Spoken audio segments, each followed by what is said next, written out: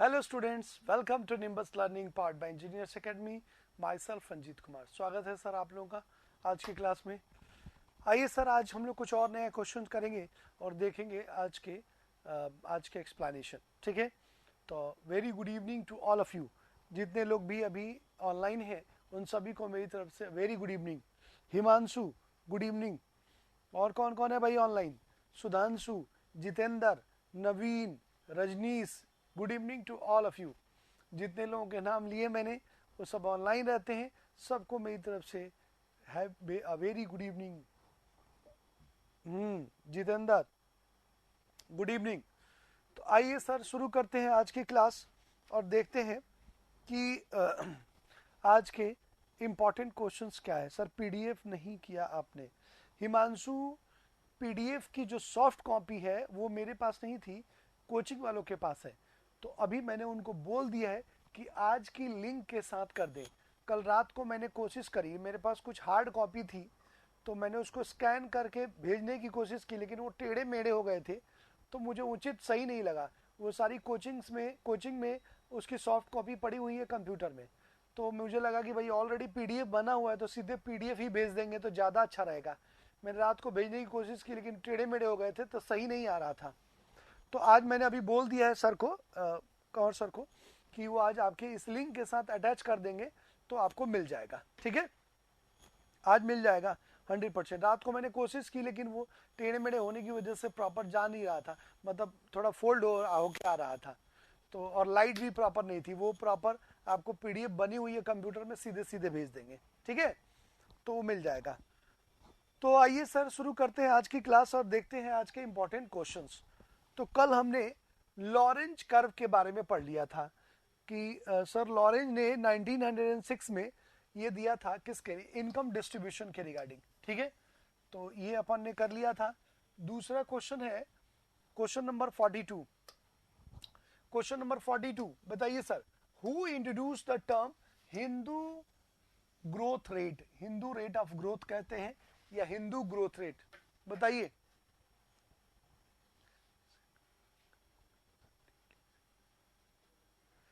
अब मैंने बोला है यार डेली सेंड करने के लिए, कर देंगे आज। आज मैंने बोला है, मेरे पास होता तो मैं रोज ही क्लास खत्म होने के साथ ही भेज देता, लेकिन अब उसके मेरे लिमिटेशंस हैं। एनीवे मैं बोल दूंगा, डोंट वरी। आइए बताइए सर, ये क्वेश्चन एग्जाम में पूछा हुआ है, who introduce the term Hindu growth rate? Hindu growth rate ने किसने इंट्रोड्यूस किया था? आंसर दो इसका, give me answer. Question number 42, question number 42 का आंसर दीजिए।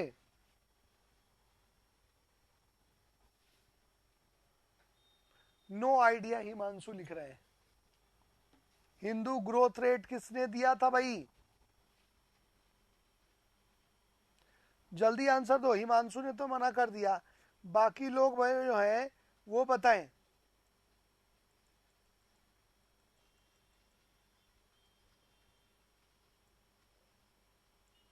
बताओ भाई, बताओ आंसर। सी बता रहे हैं, VK RV Rao.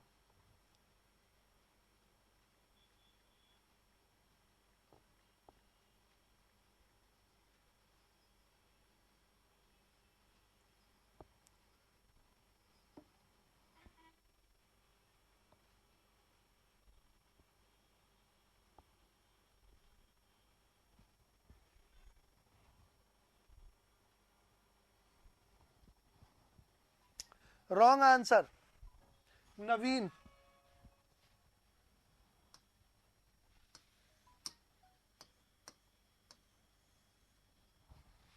Right answer is B, Rajkrishna.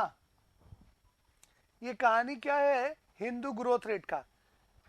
ये राजकृष्णा के द्वारा ये टर्म दिया गया। हालांकि ये टर्म्स जो है वो वेस्टर्न कंट्री के लोग भारत के रिगार्डिंग यूज करते हैं हिंदू ग्रोथ रेट, लेकिन भारत में पहली बार राजकृष्णा ने ये टर्म यूज किया था अपने डेवलपमेंट के रिगार्डिंग हिंदू ग्रोथ रेट। ये है क्या?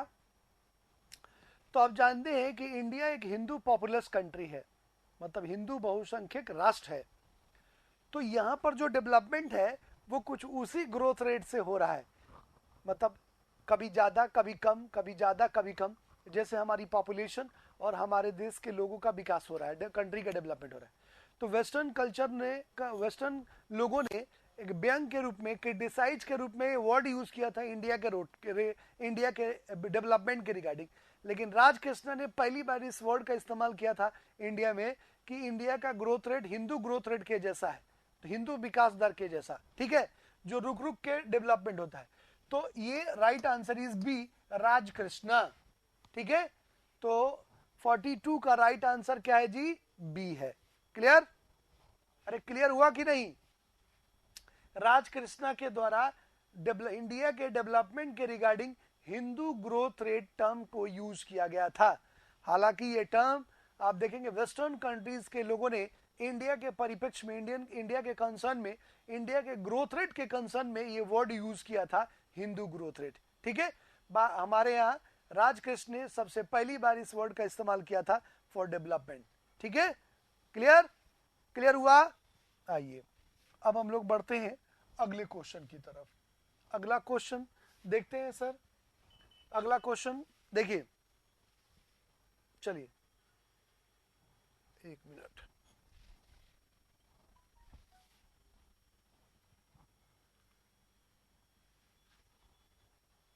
चलिए अब बताइए अगले क्वेश्चन का आंसर। देखिए, what is the new lease year for wholesale price index on the recommendation of Abhijit Sen committee. ये कह रहा है कि अभिजीत सेन कमिटी ने होलसेल प्राइस इंडेक्स, थोक मूल्य सूचकांक पर कौन सा नया लीज ईयर डिसाइड किया है। मतलब अभिजीत सेन कमिटी ने रिकमेंड किया था कि होलसेल प्राइस इंडेक्स का जो बेस ईयर है उसको चेंज किया जाए। कौन सा ईयर उन्होंने रिकमेंड किया था गवर्नमेंट को चेंज करने के लिए, ठीक है, ये आपको आंसर बताना है। तो बताइए इसका आंसर क्या है, बताओ, गिव मी आंसर। इसका आंसर बताइए सर, इस क्वेश्चन का आंसर क्या है?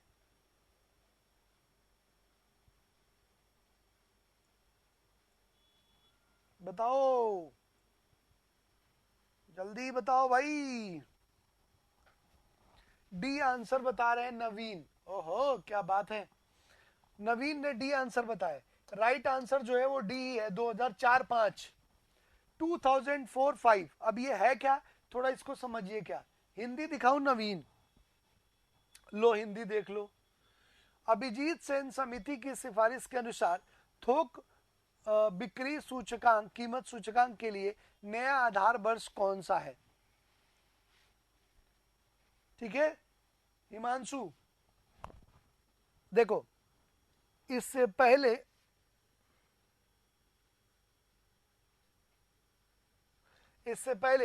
थोक मूल्य सूचकांक था 1993-94, ठीक है। ये पहले बेस ईयर था WPI का, होलसेल प्राइस इंडेक्स का। अभिजीत सेन जो प्लानिंग कमीशन के मेंबर्स थे और इस ग्रुप के चेयरमैन थे, मतलब ये जो प्राइस इंडेक्स के लिए कमिटी बनाई गई थी उस कमिटी के चेयरमैन थे, और प्लानिंग कमीशन, योजना आयोग जो 5 ईयर प्लान बनाती थी उसके एक मेंबर थे, स्टैट्यूटरी मेंबर। तो इन्हीं के लीडरशिप में एक कमिटी बनाई गई थी जिसमें ये कहा गया था कि WPI होलसेल प्राइस इंडेक्स की जो का बेस ईयर है वो क्या होना चाहिए, जिसके आधार पर लोगों को सही कीमत मिले, किसानों को उचित कीमत मिले उनकी चीजों का, और उसके आधार पर ही प्राइस डिसाइड किया जा सके वस्तुओं का। तो पहले 1993-94 था, इन्होंने रिकमेंड किया कि अब हमें उसे 2004-5 कर देना चाहिए, और उन्हीं के रिकमेंडेशन के आधार पर गवर्नमेंट ने होलसेल प्राइस इंडेक्स, थोक मूल्य सूचकांक की का बेस ईयर चेंज करके 2004-5 कर दिया। तो अभी right now wholesale price index, थोक मूल्य सूचकांक का जो बेस ईयर है, मतलब स्थायी जो वर्ष है उस वो है 2004-5। इसी के आधार पर उसकी कीमत का निर्धारण, मतलब प्राइस डिसाइड की जाती है और प्राइस आगे फॉरवर्ड किया जाता है, ठीक है। तो right answer is D, 2004-5। Clear हुआ? अरे क्लियर हुआ कि नहीं? Done, clear. तो राइट आंसर 2004-5। चलिए बढ़ते अगले क्वेश्चन की तरफ। अगला क्वेश्चन बताइएगा सर। एक बार पहले इंग्लिश दिखा दूं। कह रहा है Mudra bank has been launched to help. Mudra bank has been launched, बताइए सर, आंसर बताइए। हिंदी दिखा दूं नवीन। मुद्रा बैंक किसकी सहायता के लिए शुरू किया गया है, बताइए सर, आंसर बताइए इसका,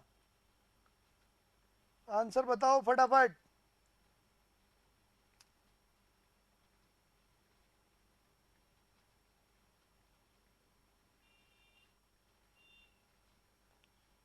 बताओ जल्दी।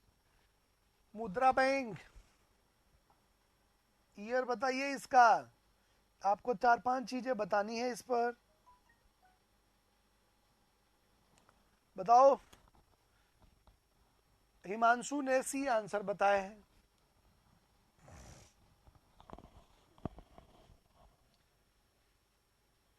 पीओ और वुमेन, हिमांशु कह रहे हैं।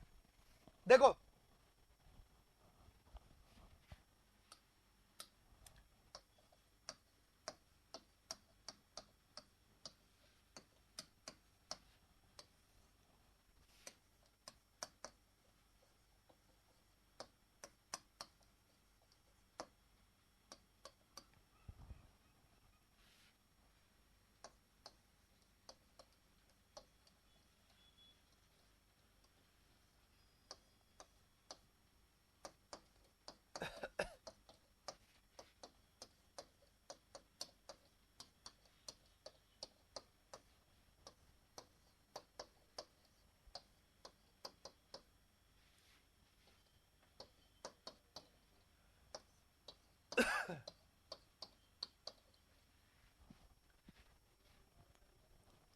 एट्थ अप्रैल 2015 को ये शुरू किया गया मुद्रा लोन, ठीक है। और मुद्रा लोन स्टार्ट किया गया 8 अप्रैल 2015 को। इसको 3 कैटेगरी में डिवाइड किया गया है, शिशु, किशोर और तरुण। शिशु में 0 से 50,000, किशोर में 50,000 टू 5 लाख और तरुण में 5 लाख टू 10 लाख ये दिया जाएगा। ये जो है ये है भाई स्मॉल इंडस्ट्रीज के लिए, मतलब छोटे जो उद्योग हैं, लघु उद्योग, उनके विकास के लिए ये शुरू किया गया है। आप देखेंगे मुद्रा योजना, भाई आप देखिए 10 लाख में आप क्या कर सकते हैं, कोई बड़ी इंडस्ट्री थोड़ी शुरू कर सकते हैं। जो स्मॉल इंडस्ट्रीज है, सिलाई बिनाई कढ़ाई, गाँव में डेयरी फार्म, पोल्ट्री फार्म, इस तरह के, उनसे ही आप ये इसका मैक्सिमम लोन तो देखो, इसका मैक्सिमम लोन है 10 लाख रुपीज। तो 10 लाख में क्या बड़ा उद्योग, बड़ी इंडस्ट्रीज थोड़ी फॉर्म कर लेंगे। 10 लाख में आप एक कोई स्मॉल इंडस्ट्रीज, छोटा उद्योग ही शुरू कर सकते हैं, लघु उद्योग। तो स्मॉल इंडस्ट्रीज को प्रमोट करने के लिए ये मुद्रा स्कीम शुरू किया गया। मोटिव क्या था, तो आप जानते हैं कि हमारे देश की मोस्ट ऑफ द पॉपुलेशन गांव में रहती है, मतलब आज भी ऑलमोस्ट 56% लोग गांव में रहते हैं। तो ये गांव में जो रहने वाले लोग हैं वहीं शहर भी आते हैं काम करने के लिए।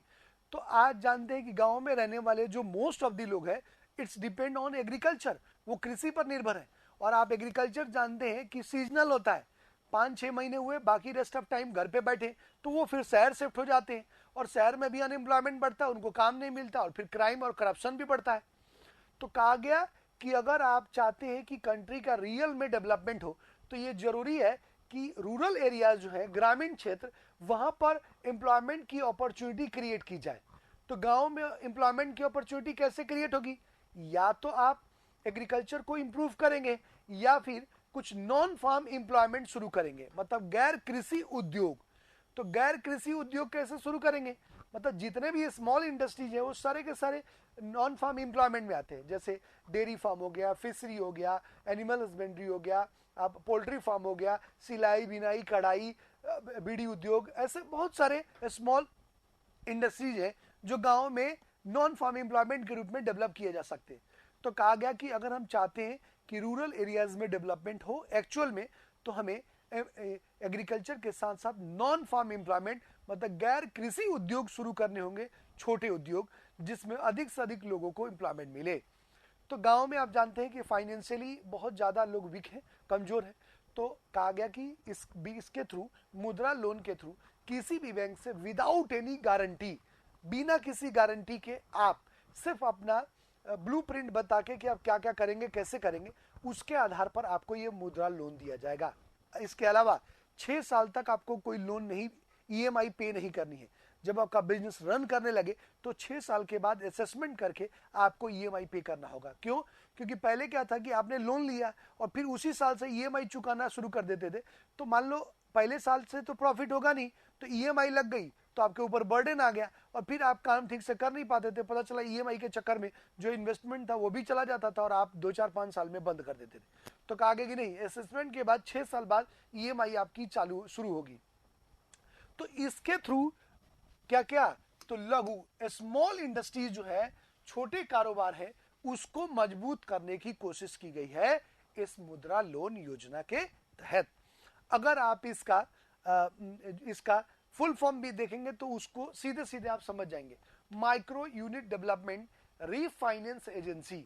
माइक्रो यूनिट तो जो छोटे उद्योग हैं, लघु उद्योग, छोटे एवं लघु उद्योग, उन इंडस्ट्रीज को प्रमोट करने के लिए ये मुद्रा इसको स्कीम शुरू किया गया। और नहीं कुछ समझ में आए तो सीधे इसका मैक्सिमम लोन अमाउंट देख लो ना, समझ में आ जाएगा।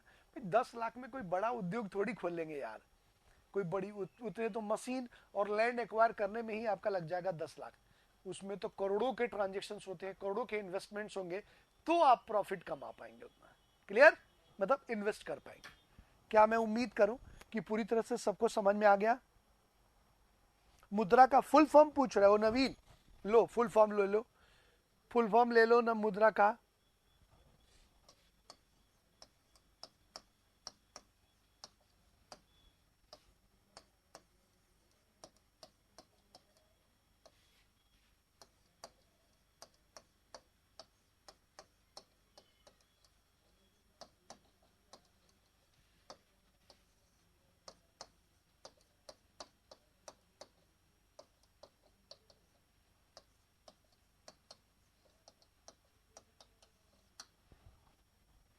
ये है मुद्रा का फुल फॉर्म। माइक्रो, एम से माइक्रो, यू से यूनिट, डी से डेवलपमेंट और आर से रीफाइनेंस और ए से agency.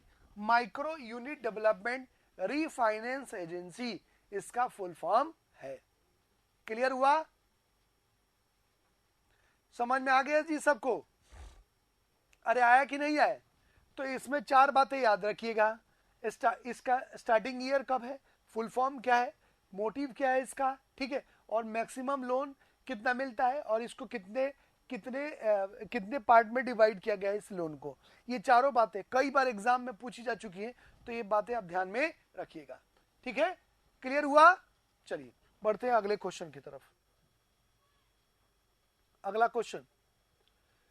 Question, the new symbol of Indian currency is design by.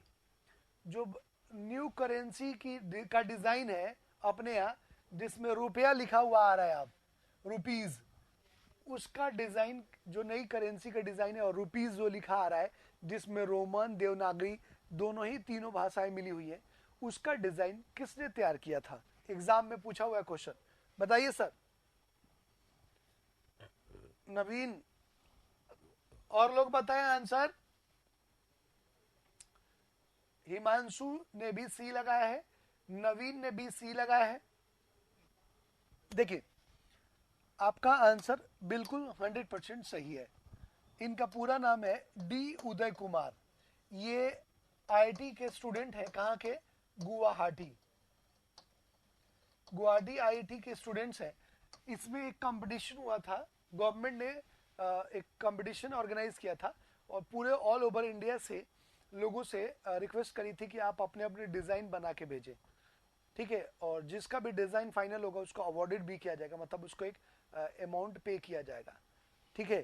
तो बहुत सारे लोगों ने भेजा, इसमें डी उदय कुमार जो आईआईटी गुवाहाटी के, इन्होंने जो डिजाइन भेजा जिसमें रोमन और देवनागरी दोनों मिला हुआ है, मतलब ये तो हो गया आपका रोमन, सॉरी देवनागरी, और इसको ऐसे काट दिया इन्होंने, बीच से काटा हुआ है, तो ये हो गया आर, और हिंदी का र, रोमन का हो गया आर और हिंदी का र, ये दोनों मिला के ऐसे रुपीज बना है, ठीक है। तो ये दोनों ही मिला हुआ है और ये गवर्नमेंट को पसंद आया और फिर इसको अपनाया गया। ठीक है, तो आप देखेंगे कि डी उदय कुमार को जो है उन्होंने नया सिंबल रुपीस का तैयार किया है, जो अब हम अपनी करेंसी में या कहीं भी रुपीस जैसे डॉलर, पाउंड, स्टर्लिंग, येन, युआन, ऐसे सभी करेंसीज का अपना एक सिंबॉलिक वर्ड है, सिंबल करेंसी का सिंबल है। वैसे ही इंडियन करेंसी का सिंबल नहीं था आज से पहले, तो ये सिंबल अब बनाया गया है। अब वर्ल्ड में कहीं भी इंडियन करेंसी का सिंबल इसी रोमन और देवनागरी जो स्क्रिप्ट है उसके थ्रू निकल के आता है। ठीक है, तो डी उदय कुमार आईआईटी गुवाहाटी के स्टूडेंट है, इन्होंने ये मॉडल तैयार किया, इसका डिजाइन तैयार किया था। क्लियर हुआ? सिंबल रॉन्ग बना दिया आपने सर। बिल्कुल मैंने रॉन्ग बना दिया, मेरे को बनाने नहीं आया। ठीक है, वो कटा हुआ है पूरा उसका मुंह, तो वो समझ गए ना तुम लोग। सिंबल बस समझना चाहिए और कोई बात नहीं है। समझ गए ना हिमांशु? मैंने गलत बनाया है ये मुझे पता है, लेकिन समझ तो गए ना। हॉरिजॉन्टल, बिल्कुल हॉरिजॉन्टल कटा है, तो अब समझ गए ना। बिल्कुल ये तो अपने को समझना है, बाकी तो तुम लोग देख लेना उसका। ठीक है, आइए बढ़ते हैं अगले क्वेश्चन की तरफ। अगला क्वेश्चन बताइए sir. Who takes the decision regarding the saving and loan activities in the self help group? बताइए sir. Self help group Hindi दिखा दूं आप लोगों को इसका। स्वयं सहायता समूह एसएचजी में बचत एवं ऋण गतिविधियों से संबंधित निर्णय कौन लेता है? बताइए आंसर इसका। मैं हट जाता हूं, क्वेश्चन देखो तुम लोग। स्वयं सहायता समूह एसएचजी में बचत एवं ऋण गतिविधियों से संबंधित निर्णय कौन लेता है? आंसर दो। तो यहाँ पर पहले सबसे पहले तो आपको समझना होगा कि इसका मतलब क्या होता है। एसएचजी मालूम है तुम लोग को? एसएचजी का मतलब क्या होता है? एसएचजी का मतलब जानते हो? अगर गांव में रहते हो तो तुम लोग को जरूर मालूम होगा। गांव में बहुत मिलता है जी, ये लोग एसएचजी वाले बहुत मिलते हैं, मालूम है ना? इसको बोलते हैं सेल्फ हेल्प ग्रुप। भाई इसमें आप देखेंगे कि गांव के लोग के पास जो फाइनेंशियल कंडीशन है वो बहुत ही खराब होती है। लोगों के पास इतना पैसा नहीं है कि कोई भी आदमी अपनी नीड को फुलफिल कर सके। तो उस कंडीशन में 10-20 आदमी मिलके, चाहे वो महिलाएं हो पुरुष, मिलके एक सेल्फ हेल्प ग्रुप तैयार करते हैं। स्पेशली गाँव में ज़्यादा हमें देखने को मिलता है, क्योंकि वहाँ पर फाइनेंशियल कंडीशन उतनी अच्छी नहीं है। मिलके सब लोग थोड़ा थोड़ा पैसा उसमें डोनेट करते हैं और फिर एक ग्रॉस अमाउंट होता है। उस ग्रॉस अमाउंट को आप देखेंगे आपस में सभी मेंबर्स डिसाइड करके जिसको भी फाइनेंशियल नीड होती है उसको देते हैं। उसमें एक नॉमिनल इंटरेस्ट होता है और फिर वो डिसाइड करते हैं कि कौन किस बार लेगा और क्या है, और फिर वो पैसा उसको देके और वो अपनी नीड फुलफिल करता है और फिर नियत समय पर उसको रिटर्न भी करता है। तो ऐसे आपसी सहयोग से एक ग्रुप बनाया लोगों ने और फिर फंड क्रिएट किया और उस फंड का इस्तेमाल ये सभी सदस्य आपस में मिलकर करते हैं जिसको जब जरूरत होती है। ठीक है, इसको हम बोलते हैं सेल्फ हेल्प ग्रुप। तो सेल्फ से ही इन्होंने हेल्प कर लिया आपस में एक दूसरे का। ठीक है, तो टाइम टू टाइम इसको आप देखेंगे बैंक भी इन सेल्फ हेल्प ग्रुप्स को सपोर्ट करती है, गवर्नमेंट भी करती है, ताकि गाँव में डेवलपमेंट किया जा सके। ठीक है, इसके माध्यम से लोग रोजगार भी, एम्प्लॉयमेंट भी क्रिएट करते हैं। तो निजी बैंक नहीं, आरबीआई का कोई इसमें रोल नहीं है, गैर सरकारी संगठन एनजीओ नहीं, समूह के सदस्य।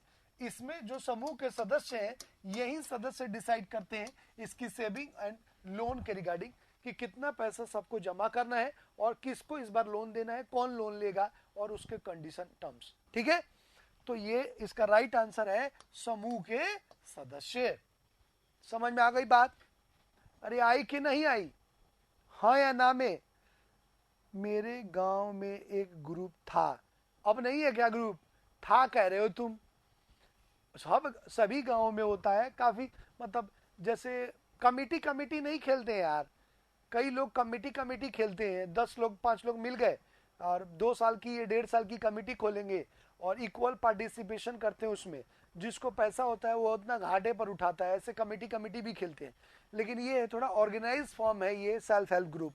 ठीक है, तो वो इसमें सब लोग अपना एक फंड क्रिएट करते हैं और उससे जिसको जरूरत होती है वो पैसा लेके, क्योंकि अगर आप बाहर से किसी से बैंक से या किसी अदर पर्सन से लेते हैं तो बहुत हाई इंटरेस्ट पर आपको लोन देगा, और हो सकता है कि आपको CI भी ले आपसे, कंपाउंड इंटरेस्ट। लेकिन वहां पर क्या है कि सब आपसी सहमति से लोएस्ट अमाउंट पर लेते हैं और अपनी जरूरत पूरा करने के बाद फिर पेमेंट कर देते हैं। ठीक है, दिल्ली में बहुत चलता है कमेटी। हाँ, दिल्ली में चलता है बहुत ज्यादा भाई। बिहार और यूपी के जो लोग हैं ना वही चलाते हैं बहुत ज्यादा, ये कमेटी कमेटी खेलते हैं। ऑटो वाले, रिक्शा वाले, जो रेडी लगाते हैं ठेले, ये लोग खूब कमेटी खेलते हैं पैसा, और उसमें फिर पैसा जब 2 साल 1.5 साल की कमेटी बना और फिर उस पैसे को यूज करते हैं अपने दूसरी चीजों के लिए, या फिर जब अच्छा अमाउंट होता है तो फिर उसको इन्वेस्ट कर देते हैं, मतलब बैंक में। ठीक है, या शादी गाड़ी कुछ खरीदना होता है तो करते हैं। ये समझ में आ गई बात सबको? अरे आई कि नहीं आई? यस और नो में रिप्लाई करो मुझे एकदम खटाक से। नवीन समझ में आ गया? जितेंद्र, हिमांशु, हिमांशु क्लियर हुआ? चलिए बढ़ते हैं अगले क्वेश्चन की तरफ। अगला क्वेश्चन इंग्लिश में देख लो एक बार। Which of the following is a part of machinery that settles industrial disputes? कौन है जो इंडस्ट्रियल डिस्प्यूट, औद्योगिक विवादों को समाधान करने की मशीनरी है, कौन है?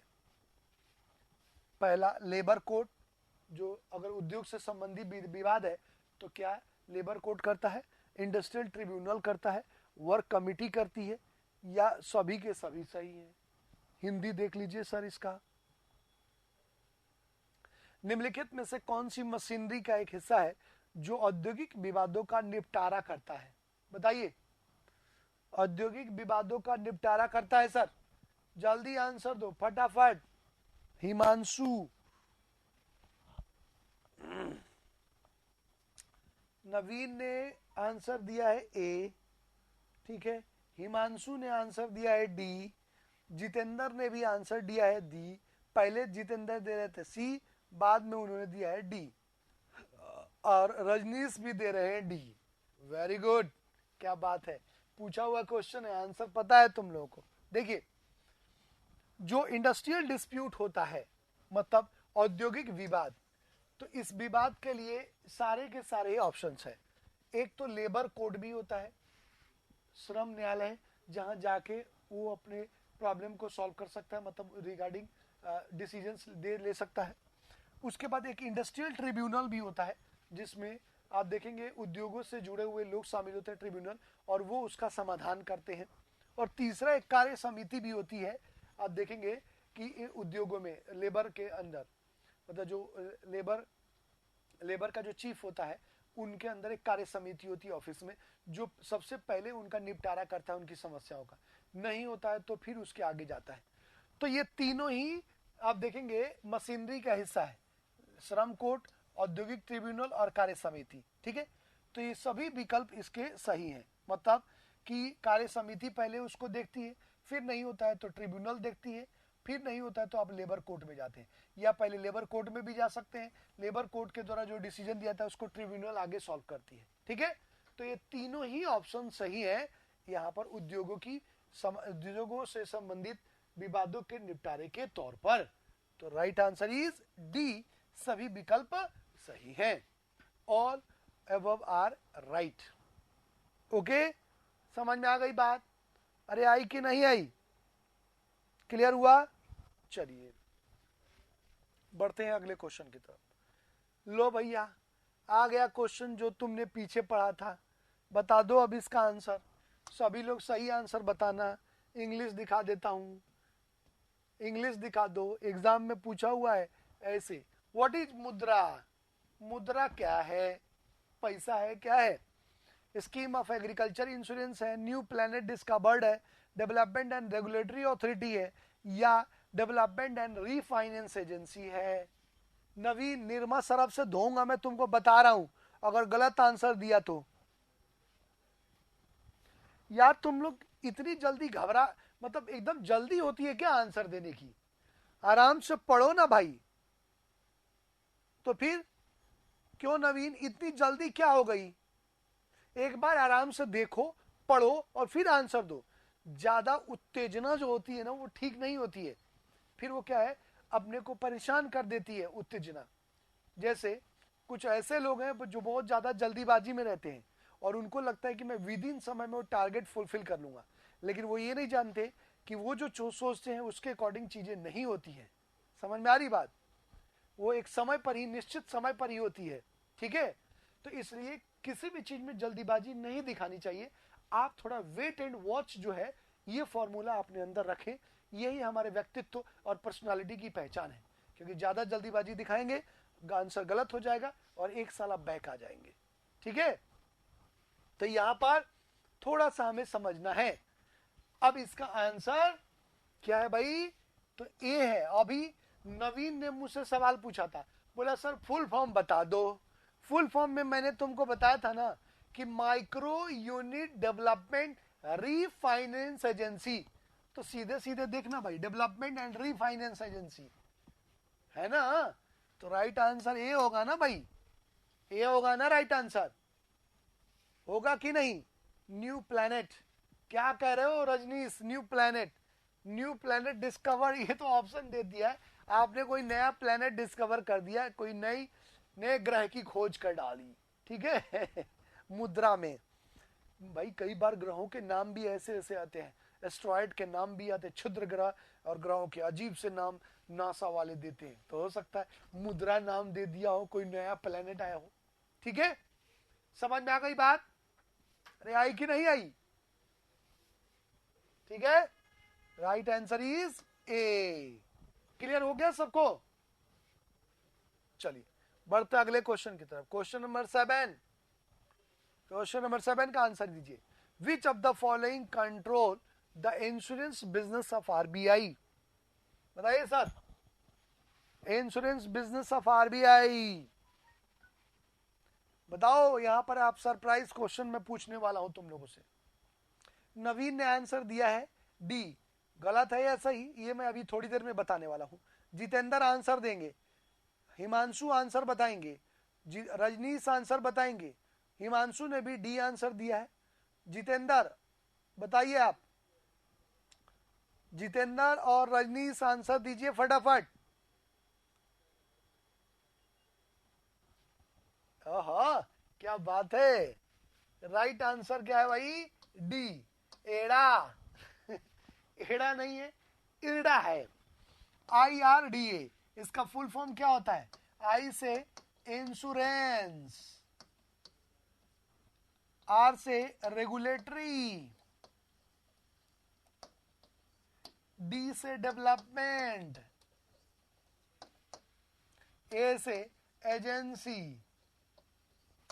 हिंदी में बोलते हैं बीमा नियामक विकास प्राधिकरण।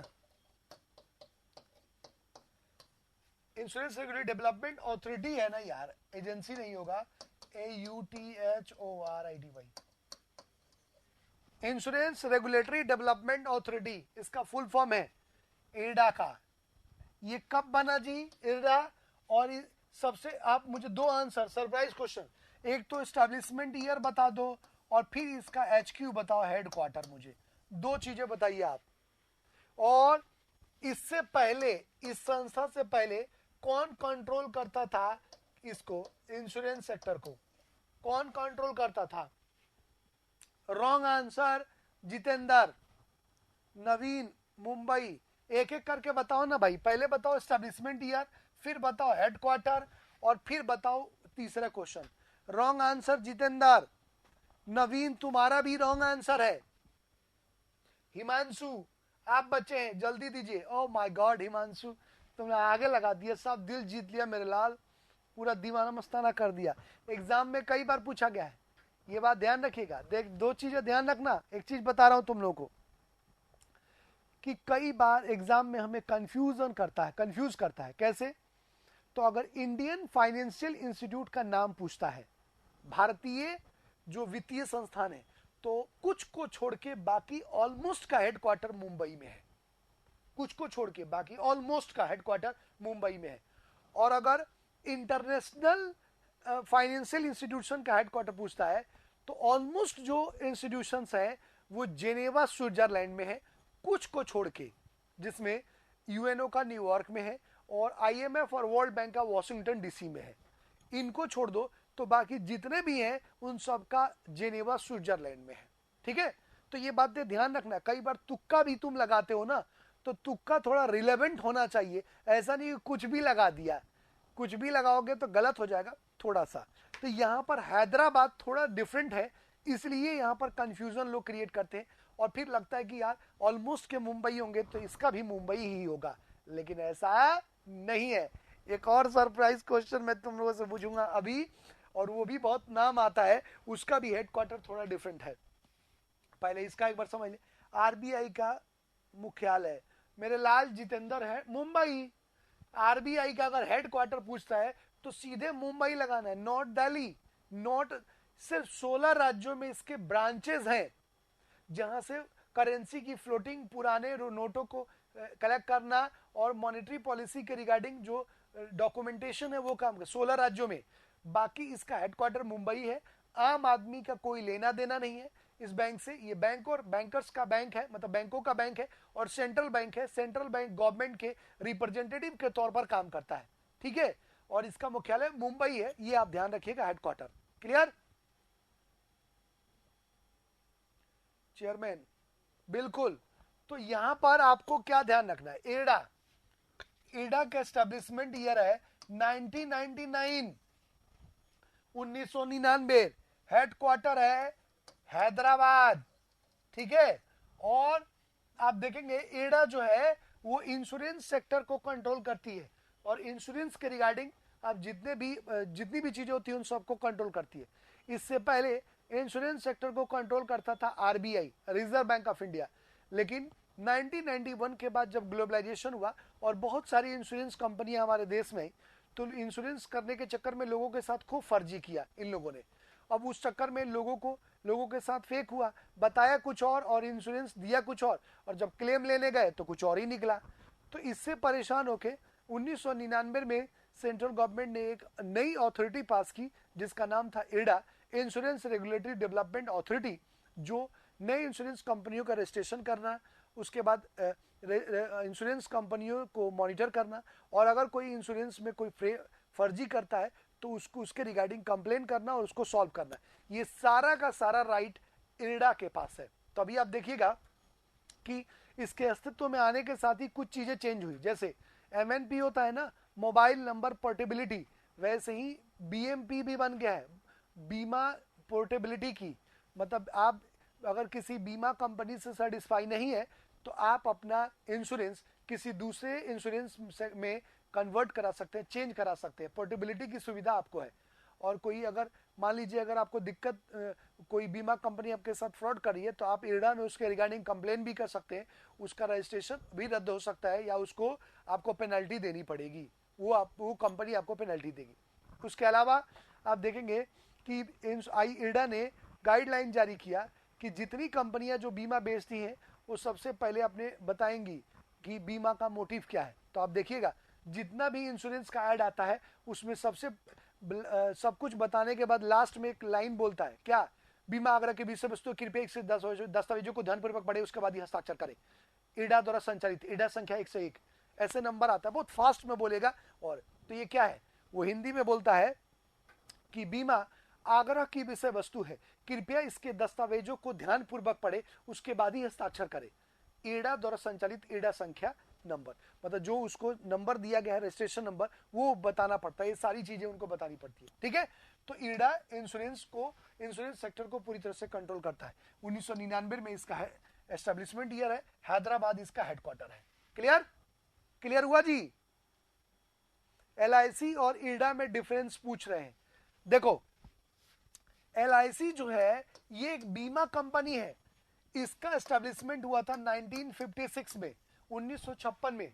ये इंश्योरेंस करती है, जैसे टर्म इंश्योरेंस, लाइफ इंश्योरेंस बेचती है। इंश्योरेंस बेचती है, ये अथॉरिटी नहीं है इंश्योरेंस कंपनीज को कंट्रोल करने के लिए। तो ये भारत सरकार की एक उपक्रम है एलआईसी, या आप कह सकते हैं जीआईसी। ठीक है, ये गुड्स का करती है और ये ह्यूमन बींग्स का करती है। मान लो तुम्हारी शादी हो गई, अब तुमको लगता है कि कहीं मैं मर गया तो तुमने अपना LIC करा लिया 1 करोड़ का। अब तुम मरोगे तो तुम्हारी पत्नी को 1 करोड़ मिलेंगे। जैसे अभी आप देखिएगा सुशांत सिंह, उसने 10 करोड़ की LIC करा रखी है। तो अगर आप नेचुरल डेथ होती है एक्सीडेंटल तो आपको तो पैसा मिलेगा, लेकिन फांसी लगा के मरोगे तो नहीं मिलेगा। तो ये एक इंश्योरेंस कंपनी है भारत सरकार की जो इंश्योरेंस करती है। और इरडा है, ये एक अथॉरिटी है जो इंश्योरेंस कंपनियों को कंट्रोल करती है, इंक्लूडिंग LIC। जैसे LIC है, बहुत सारी इंश्योरेंस, जितनी इंश्योरेंस कंपनी है उन सबको। तो ये एक इंश्योरेंस कंपनी है और ये एक अथॉरिटी है जो इंश्योरेंस कंपनीज को कंट्रोल करती है। उम्मीद है कि समझ में आ गया होगा। जितेंद्र, समझ में आ गया? रजनीश, जितेंद्र, क्लियर हुआ? ये है इसमें। अब मैं तुम लोगों से एक सरप्राइज क्वेश्चन पूछ रहा था। सरप्राइज क्वेश्चन था इसका सिडबी। एक तो आपको एस्टेब्लिशमेंट ईयर बताना है इसका, और दूसरा इसका हेडक्वार्टर बताना है। बताओ, बताइए सर, सिडबी का एस्टेब्लिशमेंट ईयर और हेडक्वार्टर कहां है? एग्जाम में पूछा हुआ है तुम्हारे, बता रहा हूं मैं आपको, एग्जाम में आपके पूछा हुआ है सर, इसलिए ये ध्यान रहे। बताओ फटाफट, बताओ बताओ जल्दी, देखता हूं मैं कौन बताता है सबसे जल्दी।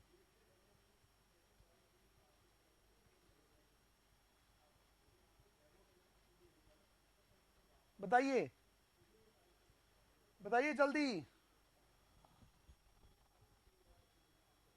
स्किप हो गया था, बताओ मुझे। दोनों में से कोई भी एक रिप्लाई करो भाई, दोनों में से कोई भी एक। सिडबी का एस्टेब्लिशमेंट ईयर क्या पूछ रहे हैं? अरे मैंने पूछा, ये एक फाइनेंशियल इंस्टीट्यूशन है सिडबी, इसका हेडक्वार्टर कहाँ है और इसका एस्टेब्लिशमेंट ईयर क्या है, ये मैंने पूछा है आपसे। बस, बहुत इजी क्वेश्चन है और अपने एग्जाम में कई बार पूछा हुआ है ये वाला क्वेश्चन, तो ये बात आप ध्यान में रखिएगा, इसलिए मैंने पूछ लिया कि आपको भी ध्यान में रहेगा। बताइए, जितेंद्र ने आंसर दिया है, वेरी गुड। 1990 इसका आप देखेंगे सिडबी का एस्टेब्लिशमेंट ईयर है और हेडक्वार्टर है बॉस इसका लखनऊ। ये ध्यान रखिएगा। सिडबी का फुल फॉर्म क्या होता है? Small industrial development bank of India. Small industrial development bank of India, लघु उद्योग विकास बैंक, भारतीय लघु उद्योग विकास बैंक इसको हिंदी में बोलते हैं। एस्टेब्लिशमेंट ईयर 1990 और हेडक्वार्टर है इसका लखनऊ। कई बार एग्जाम में पूछा हुआ है ये, ठीक है, तो ये ध्यान में रखना है आपका सिडबी का, ठीक है। चलो एक और क्वेश्चन बता दो, एक और आपका, एक और सरप्राइज क्वेश्चन इसका बताइए, इसका एस्टेब्लिशमेंट ईयर और हेडक्वार्टर, एस्टेब्लिशमेंट ईयर और हेडक्वार्टर बताइए इसका, दोनों का। ये सरप्राइज क्वेश्चन है आपके लिए। ट्राई का एस्टेब्लिशमेंट ईयर और हेडक्वार्टर बताना है आपको। देखता हूं मैं कौन सबसे जल्दी आंसर करता है, फटाफट जल्दी, जो जल्दी आंसर करेगा उसको मेरी तरफ से एक सरप्राइज मिलेगा। जल्दी फटाफट, सरप्राइज क्वेश्चन है आपके लिए। टेलिक बताइए, इसका एस्टेब्लिशमेंट ईयर और हेडक्वार्टर कहां पे है? एस्टेब्लिशमेंट ईयर और हेडक्वार्टर बताइए इसका। नहीं पता? नवीन ने बताया भाई, नवीन ने बताया न्यू दिल्ली और 1997। वेरी गुड नवीन, मेरी तरफ से तुमको सरप्राइज। पहले कैप के लिए बोल रहे थे ना कि सर आपकी कैप बहुत अच्छी लगती है, इस बार तुमको गिफ्ट दिया। तो इसका एस्टेब्लिशमेंट ईयर है 1997 और हेडक्वार्टर कहाँ है जी? तो हेडक्वार्टर है नई दिल्ली, नई दिल्ली है इसका हेडक्वार्टर। अब मुझे ये बताओ कि ये जो ट्राई है इसका फुल फॉर्म क्या होता है और ये काम क्या करती है भाई, इसके वर्क फीचर्स क्या हैं बताइए। ट्राई का क्या काम है, व्हाट काम बताओ, काम बताइए इसका, काम बताइए इसका क्या है। ट्राई का काम क्या है? नहीं बताओगे? नहीं पता? यस और नो रिप्लाई करिए जल्दी फटाफट। देश निर्देश जारी करता है। गोली दे रहे हो मुझे जितेंद्र? गोली दे रहे हो? निर्देश जारी करता है टेलीकम्युनिकेशन कंपनी से रिलेटेड। बिल्कुल नवीन। अरे भाई, हमारे देश में जितनी टेलीकॉम कंपनियां हैं, चाहे वो एयरटेल हो, चाहे वो वोडाफोन हो, चाहे वो जियो हो, ठीक है, ये रिलायंस हो, चाहे वो आइडिया हो, इन सारी कंपनियों को क्या करता है बॉस? रेगुलेट करता है। पहले हमारे देश में ऐसी कोई अथॉरिटी नहीं थी जो इन टेलीकॉम कंपनियों को रेगुलेट करे, इनकी मनमानी को रोके। ठीक है, तो आपने जब शुरू शुरू में आया था, आपको मालूम है जब ये नहीं था, तो भाई साहब कितने स्टडी कॉल कितने फास्ट लगते थे। फोन आया उस पर से गाना सुनने के लिए, चमेली बाई सुनने के लिए एक दबाए, राधे राधे सुनने के लिए 2 दबाए, हरे कृष्ण सुनने के लिए 3 दबाए, आपने 1 दबा दिया, 1 मिनट गाना सुनाया और आपके 20 रुपए काट लिए। जब आपने बैलेंस दिखाया 20 रुपए कटे, कस्टमर केयर को फोन किया तो कहते कि अच्छा आपने गाने सुने हैं? हाँ, उसी के 30 रुपए कटे। आप किसी को कंप्लेन नहीं कर पाते थे, कुछ नहीं कर पाते थे और आपके पैसे और कट जाते थे। या मैसेज आता था कि रोज जोक सुनने के लिए ओके बटन दबाए, आप ओके बटन दबाते थे, रोज 5-5 रुपए कट रहे हैं आपके बैलेंस से। तो ये जो कंपनियां जो शुरू में बहुत ही फ्रॉड किया इन्होंने हमारे साथ, इनको रेगुलेट करने के लिए बनाया गया tricho, telecom regulatory authority of India. ठीक है, भारतीय टेलीकॉम नियामक प्राधिकरण इसको हिंदी में बोलते हैं। इसकी स्थापना 1997 में हुई और इसका एस्टैब्लिशमेंट इसका हेडक्वार्टर नई दिल्ली में है। ये टेलीकॉम कंपनियों को रेगुलेट करता है कि कोई भी कंपनी किसी के साथ फ्रॉड नहीं कर सकती, गलत नहीं कर सकती। प्रॉपर जो नॉर्म्स है गवर्नमेंट के, उसके अकॉर्डिंग ही आपको अपनी सर्विस देनी होगी। ठीक है, तो ये है, समझ में आई बात? तो राइट आंसर इज 1997, हेडक्वार्टर नई दिल्ली। बिल्कुल, 2G स्पेक्ट्रम वो तो चल रहा है यार। आइए बढ़ते हैं अगले क्वेश्चन की तरफ। अगला question, question number, which one of the following is not an instrument of physical policy? इनमें से कौन फिजिकल पॉलिसी का इंस्ट्रूमेंट नहीं है? आंसर दीजिए जल्दी फटाफट, देखता हूं मैं कौन सबसे जल्दी आंसर देता है। देखते हैं बॉस, निम्नलिखित में से कौन सी वित्तीय नीति नहीं है? हिंदी दिखा दिया मैंने आपको, हिंदी दिखा दिया है सर। चलो मैं हट जाता हूं, आगे कहते हैं जितेंद्र की सर आप आगे आ जाते हो, दिखता नहीं है। तो लो मैं साइड हो गया, हट गया। अब देखता हूं मैं कौन सबसे जल्दी आंसर करता है। हिमांशु, नवीन, जितेंद्र, निम्नलिखित में से कौन सी वित्तीय नीति नहीं है? बताइए बताइए जल्दी। Naveen wrong answer, Jitendra wrong answer, Himanshu तुम बताओ, हिमांशु आंसर बताइए, हिमांशु आंसर बताइए। हाय हाय, जितेंद्र ने फिर अपने आंसर बदल लिए। जितेंद्र भाई, जितेंद्र की एक विशेषता है, हर बार 2 आंसर देता है, पहले गलत बताएगा फिर बाद में सही बताता है। ठीक है, तो जितेंद्र ने अपना फिर दोबारा वही किया। अब मुझे ये बताइए हिमांशु, आप आंसर दीजिए। नहीं बताया आपने, इसका राइट आंसर है ए, खुला बाजार operation. It's a part of monetary policy. ये खुला बाजार क्या है? तो खुले बाजार में मनी की फ्लोटिंग करना, पोर्टफोलियो इन्वेस्टमेंट करना, ये ओपन मार्केट, लोन लेना देना, ये सारी चीजें ओपन मार्केट में होती हैं। ठीक है, कराधान टैक्स ये है, जनता से उधार लोन या डेप्ट ये भी है, पब्लिक एक्सपेंडिचर ये भी है। तो ये open market it's a part of monetary policy.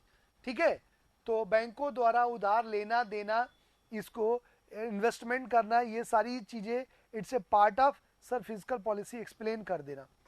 यार तुम लोगों को 3 बार मैं कर चुका हूं, नवीन तुम समझते नहीं हो। देखो 2-3 बार मैं बता चुका हूं डिफरेंसेस। चलो एक बार और बताता हूं। फिजिकल पॉलिसी, इसको हिंदी में बोलते हैं राजकोषीय नीति। अब ध्यान से सुनना, इसके बाद पूछ लिया अगर तुमने तो सोच लेना निर्मा सरफ से धोऊंगा मैं तुमको। फिजिकल पॉलिसी में दो चीजें हैं, एक तो है रेवेन्यू, ठीक है, और दूसरा है एक्सपेंडिचर, ठीक है, हिंदी में बोलते हैं राजस्व और व्यय, ठीक है। अब ये कह रहा है कि गवर्नमेंट रेवेन्यू और एक्सपेंडिचर के रिगार्डिंग जो लॉन्ग टर्म नॉर्म्स बनाती है, ठीक है, उसको हम बोलते हैं फिजिकल पॉलिसी, राजकोषीय नीति, ठीक है।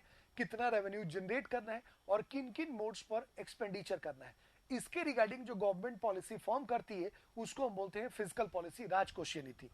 रेवेन्यू में कौन कौन से सोर्स है जी? तो रेवेन्यू में सोर्स है गवर्नमेंट के, वो है कि मान लीजिए टैक्सेस के थ्रू, डिफरेंट टैक्सेस होते हैं, उसके बाद इंटरेस्ट के थ्रू होता है इंटरेस्ट, और फिर लोन अगर गवर्नमेंट ने किसी को दे रखा है उसके थ्रू, ठीक है, और अदर सोर्सेज हो सकते हैं इनकम के। एक्सपेंडिचर में दो एक्सपेंडिचर है, प्लान्ड एक्सपेंडिचर और नॉन प्लान्ड एक्सपेंडिचर, मतलब आयोजित व्यय और गैर आयोजित व्यय। प्लान्ड एक्सपेंडिचर में एग्रीकल्चर है, इंडस्ट्रीज है, डिफेंस है, इरिगेशन है, इंफ्रास्ट्रक्चर है। नॉन प्लान्ड एक्सपेंडिचर में सब्सिडी है, नेचुरल डिजास्टर है, और स्टेट सब्सिडी है, ठीक है, स्टेट को सब्सिडी जो देती है गवर्नमेंट, क्योंकि ये प्लान नहीं होता, इसको नॉन प्लान एक्सपेंडिचर बोलते हैं, ठीक है। अब यहां पर आप देखिए टैक्स आ गया ना जी, फिजिकल पॉलिसी में जनता से उधार लेना या लोन के रिगार्डिंग लेना देना, ये सारी चीजें इसमें आ गई। पब्लिक एक्सपेंडिचर ये भी इसमें आ गई। खुला बाजार ऑपरेशन, ओपन मार्केट ऑपरेशन, ये आरबीआई के द्वारा ओपन मार्केट ऑपरेशन किया जाता है मनी की फ्लोटिंग के रिगार्डिंग, ठीक है। तो ये it's not a part of physical policy, तो राइट आंसर ए होगा। अब समझ में आया नवीन? अब क्लियर हुआ ये फिजिकल पॉलिसी के रिगार्डिंग? सीधे सीधे समझ लो कि रेवेन्यू में जितने अलग अलग सोर्सेज हैं टैक्सेस के, इंटरेस्ट के, लोन के, जो लोन देती लेती है सरकार, वो आएगा रेवेन्यू में। एक्सपेंडिचर में सरकार जितने मदों पर खर्च करती है, चाहे वो आयोजित हो या गैर आयोजित हो, सरकार के द्वारा खर्च किए जाते हैं, वो सारे के सारे आते हैं। तो इन दोनों के रिगार्डिंग जो पॉलिसीज बनती है वो आती है फिजिकल पॉलिसी के रिगार्डिंग, ठीक है। समझ में आ गई बात सबको? सबको क्लियर है जी? हिमांशु, नवीन, जितेंद्र और रजनीश, फटाफट रिप्लाई कीजिए मुझे। हिमांशु समझ में आ गया? अरे आया कि नहीं, यस और नो बताओ भाई। चलिए, ये तो बात हो गई भाई क्वेश्चन नंबर 8 की। बढ़ते हैं अगले क्वेश्चन की तरफ, क्वेश्चन नंबर 9। क्वेश्चन नंबर 9 का इंग्लिश दिखाता हूं आपको। क्वेश्चन नंबर 9 का इंग्लिश देखिए, which of the following is not a richer of a capitalist economy? Nature होगा ना, is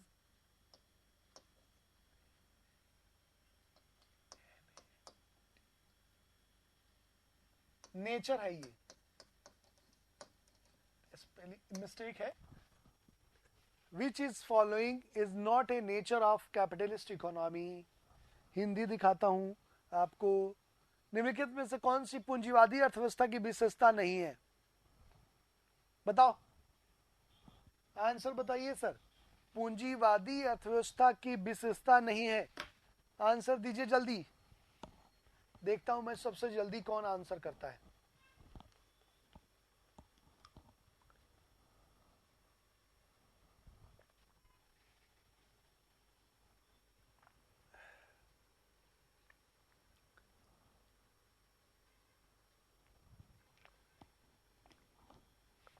English is not a nature of capitalist economy.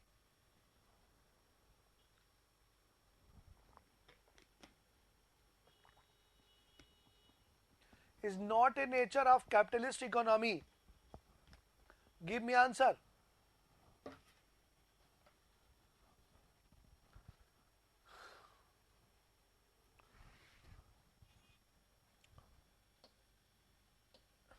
Right answer is C. Right answer is C है boss इसका।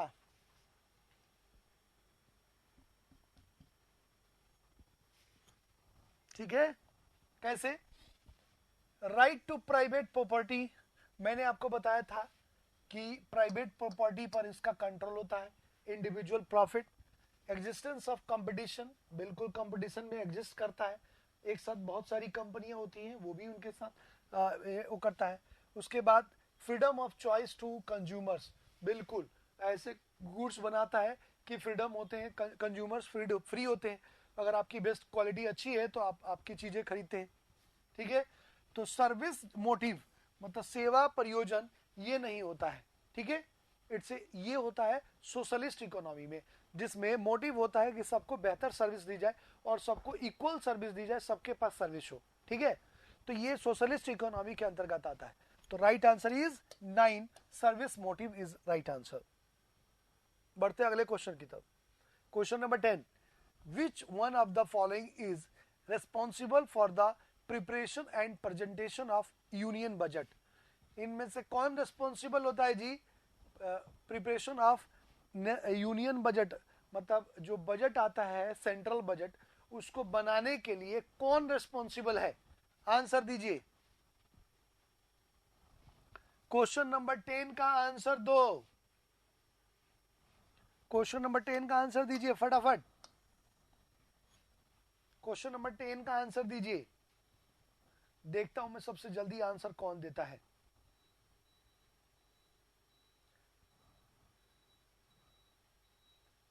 रजनीश ने 10 का ए लगाया है, लेकिन question mark लगा दिया है कि सर मुझे कंफ्यूजन है ए होगा या नहीं। ठीक है, मतलब तुक्का लगाया रजनीश, सॉरी जितेंद्र, जितेंद्र है, हाँ जितेंद्र। क्या बात है, नाम बताता है अपना, है जितेंद्र। और बताओ भाई, नवीन ने डी लगाया है और हिमांशु ने डी लगाया है। Non option is incorrect. आइए एक्सप्लेनेशन देखते हैं इसका। नो ऑप्शन इज करेक्ट तो छोड़ो इसको। डिपार्टमेंट ऑफ एक्सपेंडिचर, कोई ये नहीं होगा। डिपार्टमेंट ऑफ रेवेन्यू, ये भी नहीं होगा। Department of economic affairs, right answer is a. अरे भाई, फाइनेंस मिनिस्ट्री के अंतर्गत जो economic affairs, department of economic affairs, finance ministry को दूसरे अर्थों में मिनिस्ट्री ऑफ इकोनॉमिक अफेयर्स भी कहते हैं। आपने कभी टीवी नहीं देखा न्यूज चैनल पे, जो फॉरेन डिपार्टमेंट होता है, विदेश मंत्रालय, मिनिस्ट्री ऑफ एक्सटर्नल अफेयर्स लिखते हैं ना, फॉरेन मिनिस्ट्री को, विदेश मंत्रालय को लिखा जाता है मिनिस्ट्री ऑफ एक्सटर्नल अफेयर्स, मतलब विदेशी मुद्दों की मिनिस्ट्री है, लिखते हैं ना। तो ऐसे ही फाइनेंस मिनिस्ट्री को बोलते हैं मिनिस्ट्री ऑफ इकोनॉमिक अफेयर्स, आर्थिक मुद्दों से संबंधित मंत्रालय। क्या मैं उम्मीद करूं कि यह बात आपको समझ में आ गई? आई कि नहीं आई? क्लियर हुआ? हिमांशु, नवीन, तुम लोग को समझ में आया कि नहीं, पहले ये बताओ मुझे। हिमांशु और नवीन और जितेंद्र को तो आगे समझ में बात, और नवीन, हिमांशु, अच्छा जितेंद्र नो क्यों लिख रहे हो? जितेंद्र नो क्या हुआ, नहीं समझ में आया? एक बार फिर से एक्सप्लेन कर दो सर। देखिए, हम लोग बोलते हैं फाइनेंस मिनिस्ट्री, मतलब हिंदी में बोलते हैं वित्त मंत्रालय, ठीक है, यही बोलते हैं ना जी। तो वित्त मंत्रालय को दूसरे वर्ड्स में डिपार्टमेंट ऑफ इकोनॉमिक अफेयर्स भी कहते हैं। क्यों भाई? तो इकोनॉमी से रिलेटेड जितने भी इश्यूज होते हैं वो सारा का सारा सॉल्व करता है ये फाइनेंस मिनिस्टर, इकोनॉमिक अफेयर्स। समझ में आ रही बात? तो इसको वित्त मंत्रालय को दूसरे अर्थों में, मतलब आप समझ सकते हैं कि दूसरा इसका नाम है इकोनॉमिक अफेयर्स। ऐसे ही फॉरेन मिनिस्ट्री को, विदेश मंत्रालय को हम फॉरेन अफेयर्स के नाम से भी जानते हैं, ठीक है। तो इसका दूसरा नाम है एक तरह से। तो बजट कौन बनाता है? वित्त मंत्रालय। और वित्त मंत्रालय का दूसरा नाम हुआ इकोनॉमिक अफेयर्स।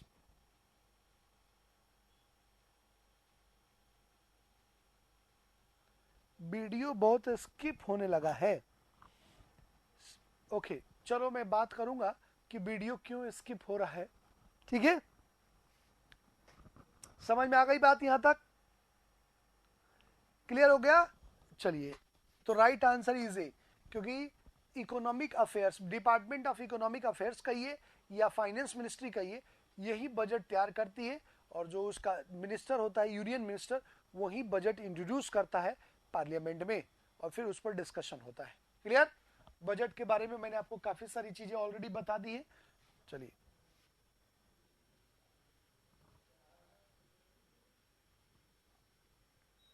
चलिए बताइए, which type of foreign investment is considered as unsafe? Which type of foreign investment is considered as unsafe? Hindi दिखा दूं आपको, हिंदी है इसका, किस प्रकार का विदेशी प्रत्यक्ष निवेश असुरक्षित माना जाता है? किस प्रकार का विदेशी प्रत्यक्ष निवेश असुरक्षित माना जाता है? बताइए। नवीन बता रहे ए, वेरी गुड। और जितेंद्र ने बताया डी, वेरी गुड। और हिमांशु और रजनीश, हिमांशु आप भी बता दो आंसर इसका। एक मिनट, मैं साइड हो जाता हूं। रजनीश ने भी बताया डी और हिमांशु भी बता रहे हैं डी। सबके आंसर गलत है। तुम सभी लोग तुक्का लगा रहे थे, सब लोग तुक्का लगा रहे थे। क्या पता है तुम लोगों को कि जिसका आंसर तुम डी लगा रहे हो? Do you know about that? जानते थे हाँ या ना तो बताओ मुझे भाई, जानते थे या नहीं? अब देखो, अब गलत बात नहीं, अब चेंज नहीं करना है, अब सही बात बताना है। क्या तुम लोग इसका आंसर जानते थे या तुम लोगों ने तुक्का लगाया था? बताइए। हिमांशु और नवीन, नो। नंबर देख लिया दिया पहले। नवीन, एफडीआई के टाइम काफी हल्ला करा था। एफडीआई समझते हो क्या तुम लोग? एफडीआई कौन कौन समझता है? जो समझेगा वही इसका आंसर कर पाएगा। अंग्रेजी में बोलते हैं फॉरेन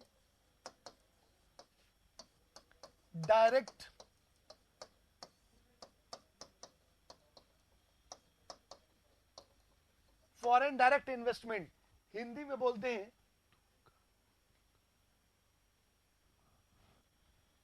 विदेशी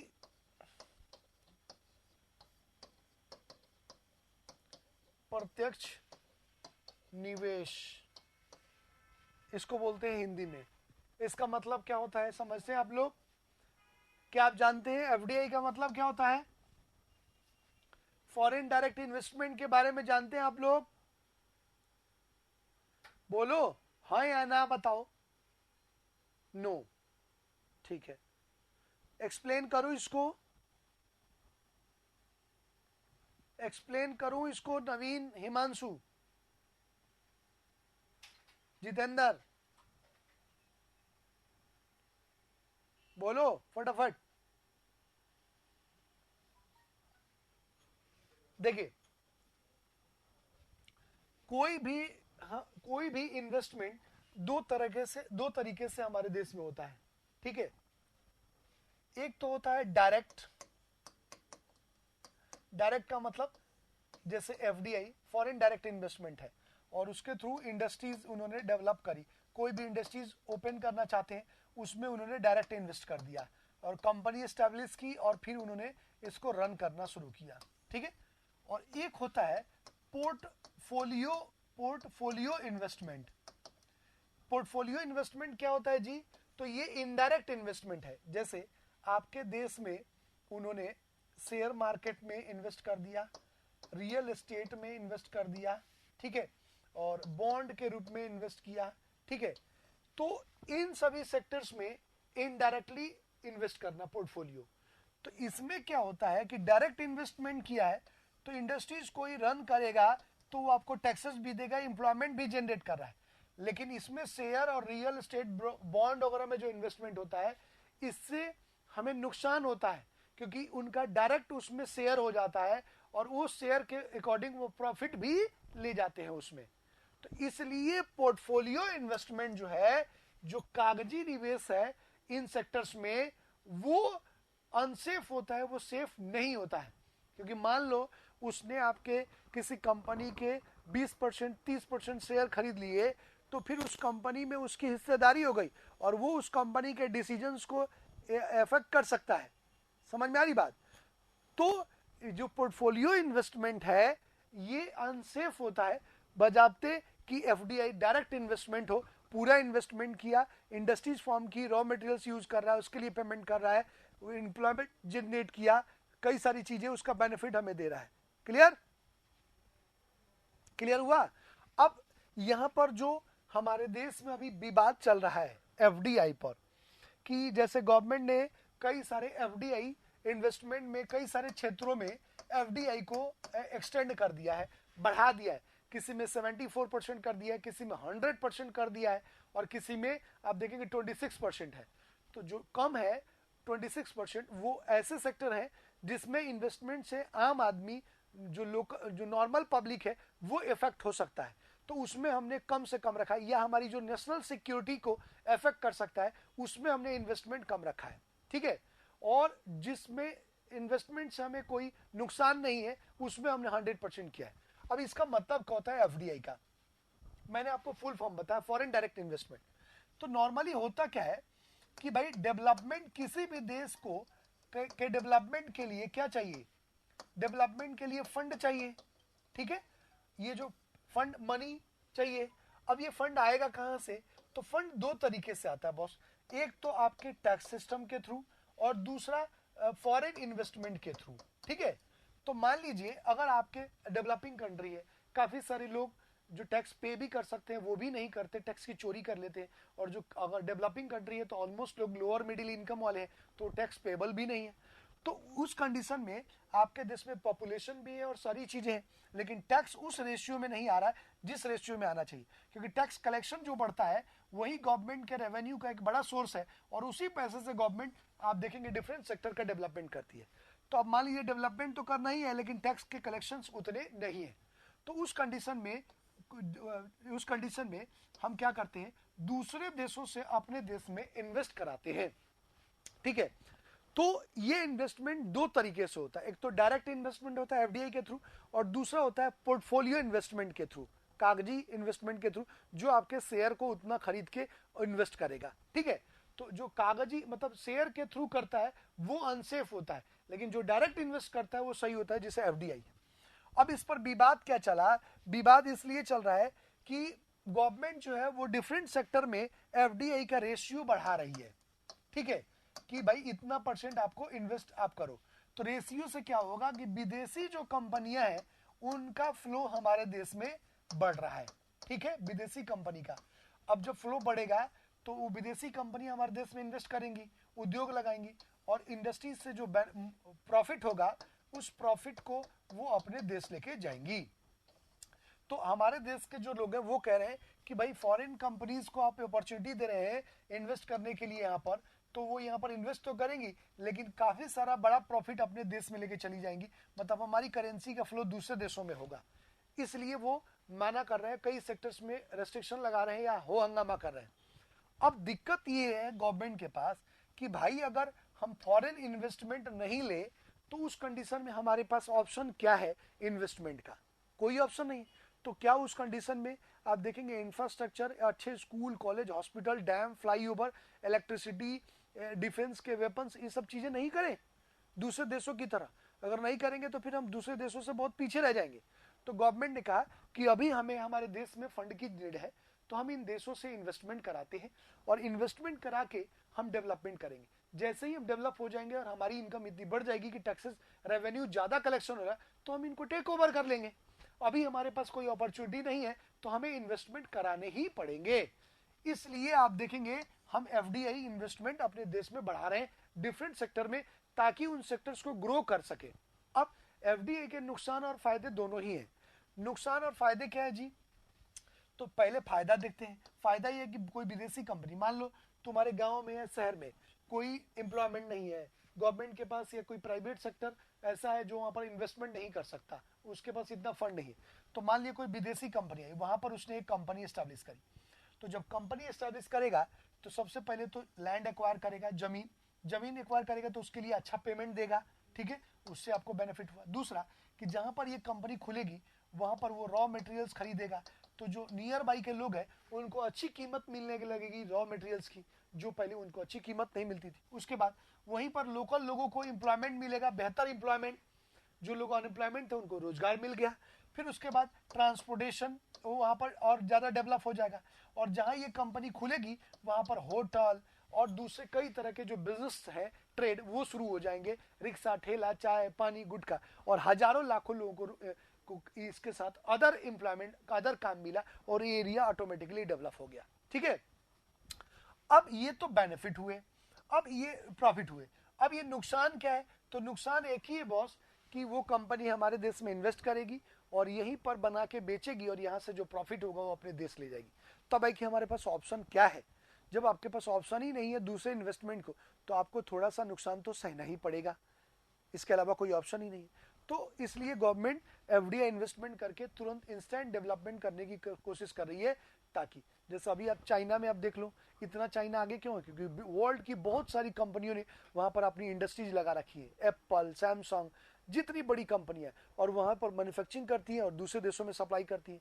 अब चाइना से भाग के अपने देश में आ रही है, तो मास लेवल पर जब इन्वेस्टमेंट होंगे अलग अलग सेक्टर्स में और अलग अलग स्टेट में, तो उससे मास लेवल पर एम्प्लॉयमेंट जनरेट होगा। फिर यहाँ से रॉ मटेरियल्स यूज करेंगे तो उसके लिए भी एक उचित कीमत मिलेगी। उसके अलावा और भी कई सारे अदर सर्विसेज डेवलप हो जाएंगी हमारे देश में। ठीक है, ये है एफडीआई। तो पोर्टफोलियो इन्वेस्टमेंट जो है वो शेयर मार्केट, रियल एस्टेट और दूसरे सेक्टर्स में इन्वेस्ट है, कागजी इन्वेस्टमेंट है, बॉन्ड उनमें जिसमें वो शेयर खरीद लेता है, वो थोड़ा अनसेफ होता है डायरेक्ट इन्वेस्टमेंट की बजाय। क्लियर? समझ में आ गई बात? तो राइट आंसर इज क्या है? B, portfolio investment. बढ़ते हैं अगले क्वेश्चन की तरफ। अगला question, question number 12। Question number 12 का आंसर दीजिए। ऑक्टोरी क्या है? What is ऑक्टोरी? इंग्लिश में दिखा देता हूं आपको इसका, और आप इसका आंसर देखें, तब तक मैं 1 मिनट में आता हूं।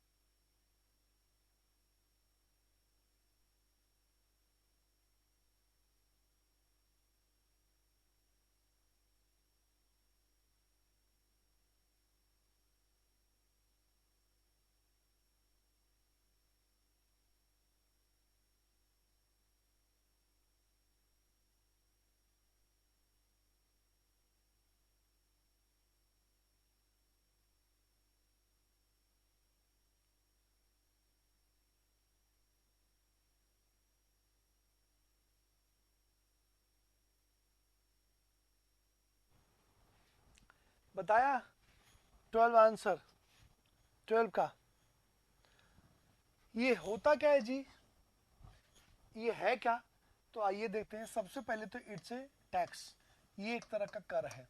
किस तरह का कर? तो जब भी कोई अदर स्टेट से या किसी अदर डिस्ट्रिक्ट से किसी दूसरे डिस्ट्रिक्ट में या अदर स्टेट से किसी अदर स्टेट में ले जाता है बेचने, तो लोकल जो अथॉरिटी होती है वो इस अथॉरिटी वो एक टैक्स लेती है जिसको हम ऑक्ट्रॉई टैक्स बोलते हैं।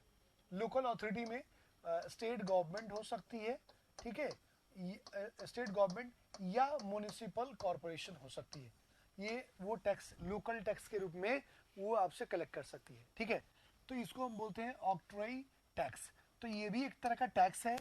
टैक्स कैसे? तो मैंने कहा एक म्युनिसिपल से दूसरे म्युनिसिपल में अगर आप जाते हैं तो वहां पर वो टैक्स लगा सकता है म्युनिसिपल कॉर्पोरेशन, या अगर एक स्टेट से दूसरी जगह स्टेट में जाते हैं तो वहां पर भी ये लोकल अथॉरिटी के द्वारा ये टैक्स लगाया जा सकता है, ठीक है। तो ये एक तरह का लोकल टैक्स है ये ऑक्ट्रॉई, ठीक है। तो right answer is a. Clear हुआ? क्लियर हो गया जी? आइए बढ़ते हैं अगले क्वेश्चन की तरफ। अगला question, question number 13। In India which of the following taxes is levied by the state government? इनमें से कौन सा टैक्स है जो स्टेट गवर्नमेंट के द्वारा हटा दिया गया है? बताइए, आंसर दीजिए। क्वेश्चन नंबर 13 हिंदी दिखाता हूं। भारत में निम्नलिखित में से कौन सा कर राज्य सरकार द्वारा वसूला जाता है? Give me answer. State government के द्वारा कौन कौन सा टैक्स वसूला जाता है? आंसर दीजिए सर।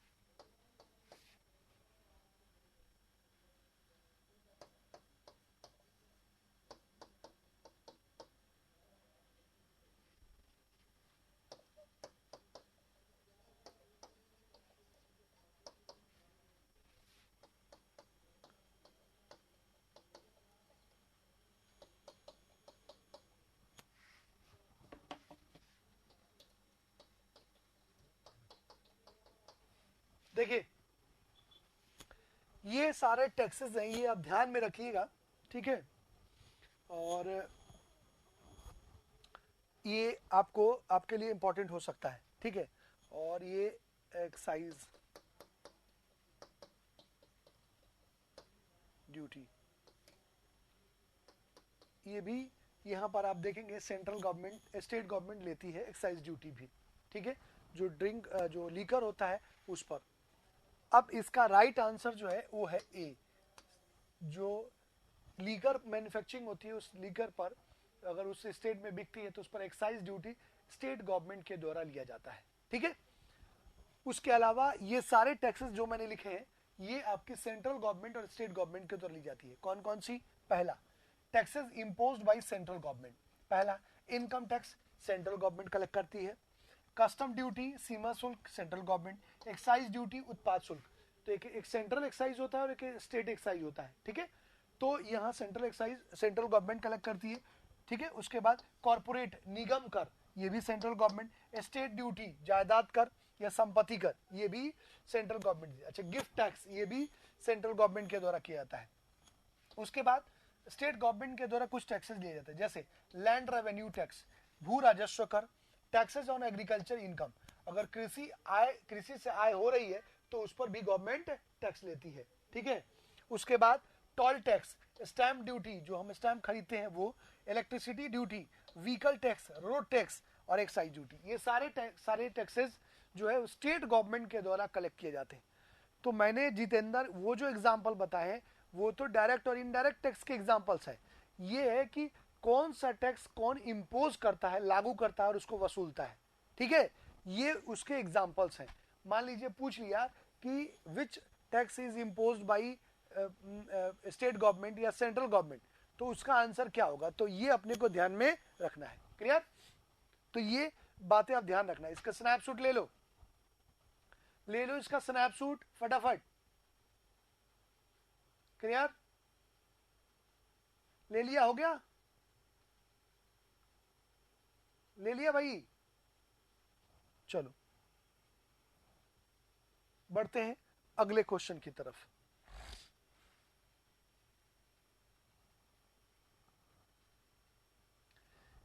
निम्नलिखित में से कौन सा कर केवल राज्य सरकार द्वारा लगाया जाता है?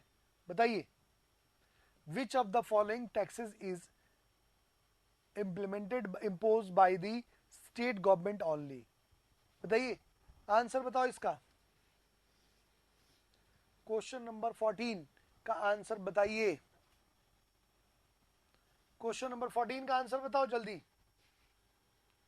क्वेश्चन नंबर 14 का आंसर, राइट आंसर है बी, एंटरटेनमेंट टैक्स। इसको हम बोलते हैं मनोरंजन कर, ठीक है। एंटरटेनमेंट टैक्स जो है वो स्टेट गवर्नमेंट के द्वारा लगाया जाता है और स्टेट गवर्नमेंट के द्वारा ही वसूला जाता है इसको, ठीक है। तो जैसे आप थिएटर में मूवी देखने जाते हैं या कहीं भी किसी गेम जोन में गेम खेलने जाते हैं, कोई भी एंटरटेन करने जाते हैं, तो वहां पर आपसे एंटरटेनमेंट टैक्स लिया जाता है। ये entertainment tax state government impose करती है और स्टेट गवर्नमेंट कलेक्ट करती है इसको, ठीक है। तो right answer is B, entertainment tax. Clear हुआ? 14 का राइट आंसर इज बी। अरे क्लियर हुआ कि नहीं सब लोग? बहुत लेट रिप्लाई कर रहे हो, क्या दिक्कत? हिमांशु, नवीन, बहुत लेट रिप्लाई। मैं 3-4 बार बोल देता हूँ, एक दो मतलब ऑलमोस्ट मुझे 50 सेकेंड रुकने पड़ते हैं तब तुम लोग रिप्लाई करते हो। बोलो क्या हुआ? Is that clear? यहां तक क्लियर है? हाँ या ना? यहां तक क्लियर है जी? चलिए बढ़ते हैं अगले क्वेश्चन पर। अगला question, question number 15, which of the following sets of taxes belong to central government? अब बताइए, अब यहाँ सेंट्रल गवर्नमेंट का पूछ लिया, बताइए। Excise duty, sales tax, custom duty, income tax, custom और house tax, excise duty, custom और इनकम, कस्टम ड्यूटी, एंटरटेनमेंट और इनकम। बताइए इनमें से कौन सा आंसर है? आराम से देख के बताओ, पढ़ के।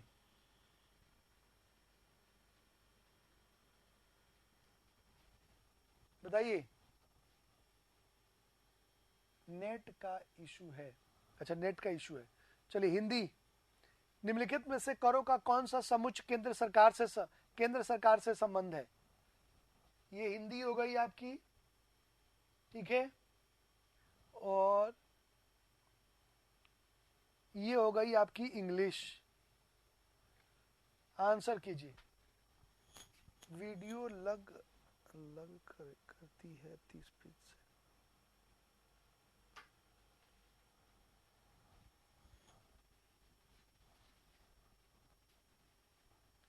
बताइए आंसर इसका।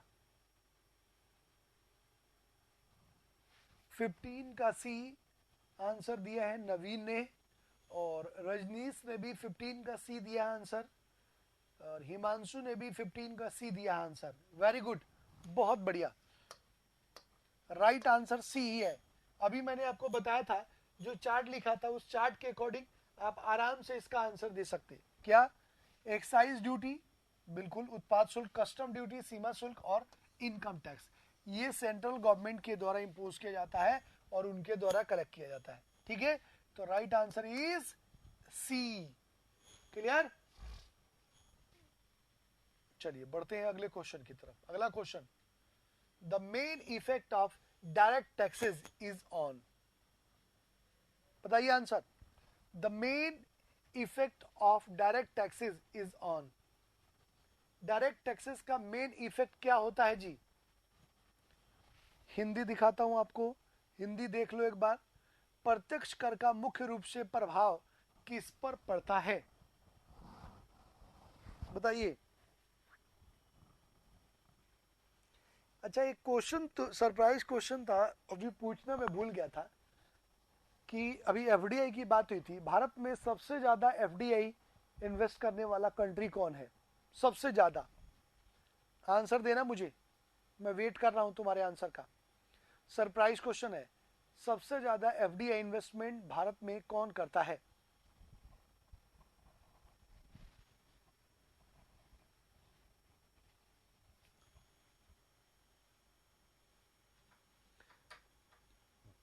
अभी क्वेश्चन पूछा है, उस क्वेश्चन का आंसर दो मुझे।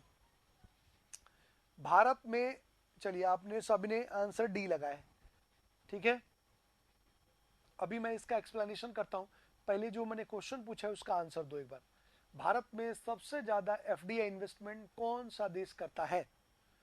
नाम बताइए उसका, उस कंट्री का नाम बताओ, कौन सा देश इंडिया में सबसे ज्यादा फॉरेन इन्वेस्टमेंट करता है? अमेरिका, नवीन बता रहे हैं अमेरिका। हिमांशु अमेरिका है, जितेंद्र, रजनीश, आंसर कीजिए। रॉन्ग आंसर है।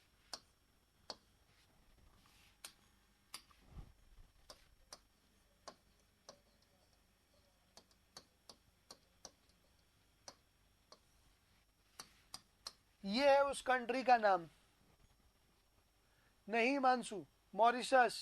2 नंबर पे सिंगापुर है, 2 नंबर पे सिंगापुर है, 1 नंबर में मॉरिशस है। ठीक है, सबसे ज्यादा एफडीआई इन्वेस्टमेंट करता है मॉरिशस भारत में, और 2 नंबर में सिंगापुर है। ठीक है, चलिए राइट आंसर है इसका इनकम टैक्स।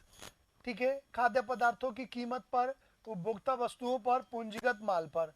तो खाद्य पदार्थ पर कीमत जो पड़ता है उसका प्रभाव बहुत कम होता है और वो प्राइस फ्लक्चुएट करता रहता है। ठीक है, उपभोक्ता वस्तुओं पर जो आप उपभोग करते हैं उस पर भी वो भी फ्लक्चुएट करता है। पूंजीगत में अमीर आदमी ही ऐसे कैपिटल गुड्स को खरीद पाता है जो महंगी है, जो नॉर्मल आदमी है वो अपना बेसिक नीड फुलफिल कर पाता है। लेकिन जो इनकम है, इनकम टैक्स, इनकम टैक्स का प्रभाव पड़ता है। कैसे? तो अगर आप ज्यादा इनकम अर्न करेंगे तो आपको ज्यादा टैक्स पे करना पड़ेगा, अगर आप कम इनकम पे करेंगे तो कम पे करना पड़ेगा, नहीं कमाएंगे नहीं पे करना पड़ेगा।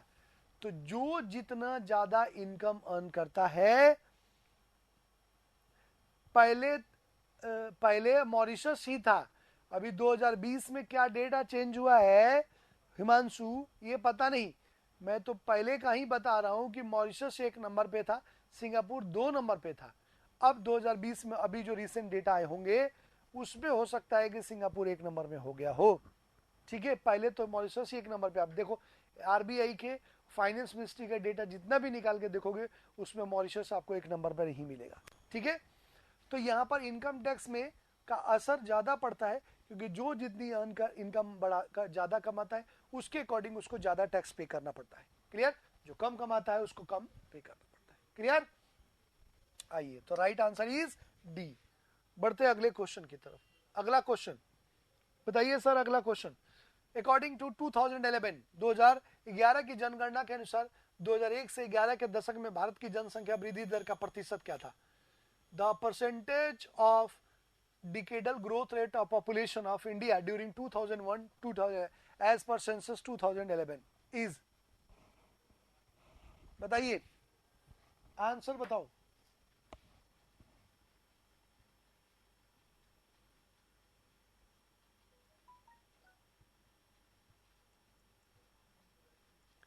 आंसर बताइए इसका।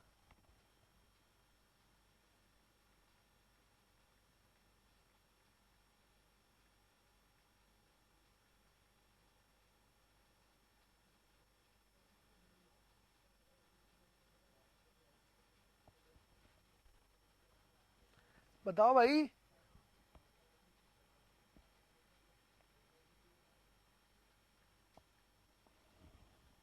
बताओ फटाफट। देखो ये डेटा वाले क्वेश्चन है। Question number 17। क्वेश्चन नंबर 17 इस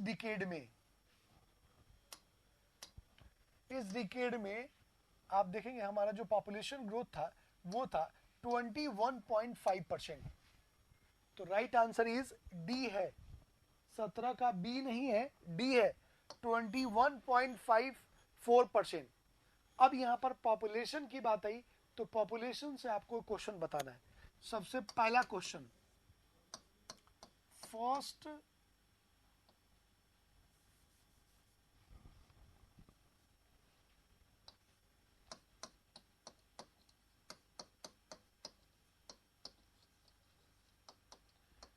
पॉपुलेशन, दूसरा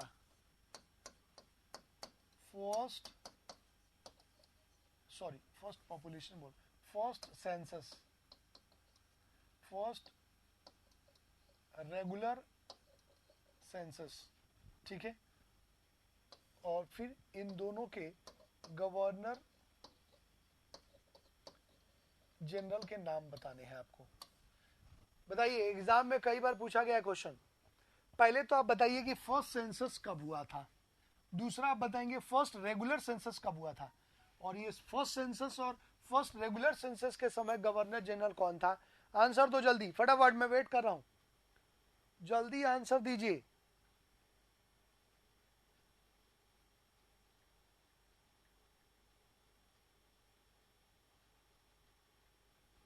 बोलो। 1872 नवीन बता रहे हैं फर्स्ट, यही आपने बताया 1872 में, ठीक है। और दूसरा, दूसरा दूसरा बताओ।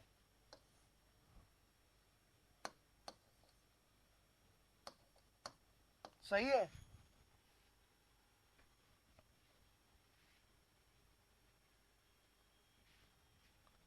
इसके समय कौन था? 1881 में मेओ था। नवीन, गलत क्यों बता रहे हो? 1881 में मेओ था कि रिपन था? भाई इस समय थे आपके मेओ साहब और इस समय थे रिपन। एक और क्वेश्चन पूछ रहा हूं यहां पर, surprise question. First factory act कब बनाया गया था? फर्स्ट फैक्ट्री एक्ट, प्रथम कारखाना अधिनियम, किस गवर्नर जनरल के टाइम पीरियड में बना और कब बना था? Give me answer. ये दोनों समझ में आ रहा है? बोलो भाई,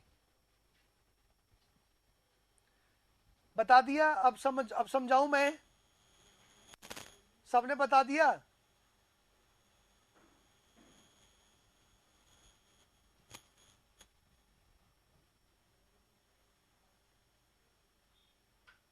देखो, फर्स्ट सेंसस जो है ये हुआ था 1872 में, और उस समय हमारे देश का गवर्नर जनरल था उस समय मेयो, ठीक है, मेयो था। और 1881 में दूसरा सेंसस हुआ, दूसरा सेंसस, उस समय गवर्नर जनरल था रीपन, और रीपन के टाइम में ही 1881 में फर्स्ट क्या हुआ, फर्स्ट फैक्ट्री एक्ट पास किया गया था। रीपन जो थो, रीपन को रिफॉर्मर ऑफ इंडिया कहा जाता है, या भारत का उद्धारक कहा जाता है, क्योंकि इसने कई सारे रिफॉर्म्स किए अपने टाइम पीरियड में। जैसे आप देखेंगे कि 1881 में इसने फर्स्ट फैक्ट्री एक्ट लागू किया, उसके अलावा वर्नाक्यूलर प्रेस एक्ट समाप्त कर दिया जो लीटन ने शुरू किया था, उसके बाद प्रेस एक्ट खत्म किया, फिर आर्म्स एक्ट को खत्म कर दिया, फिर उसके बाद जो सिविल सर्विसेज में एज कम कर दी गई थी फिर से उसको बढ़ा दिया था इसने, ठीक है। तो कई सारे चेंजेस इसके टाइम पीरियड में, रिपन के टाइम में किए गए, इसलिए इसको रिफॉर्मर ऑफ इंडिया के नाम से भी जाना जाता है, रिफॉर्मर रिपन को।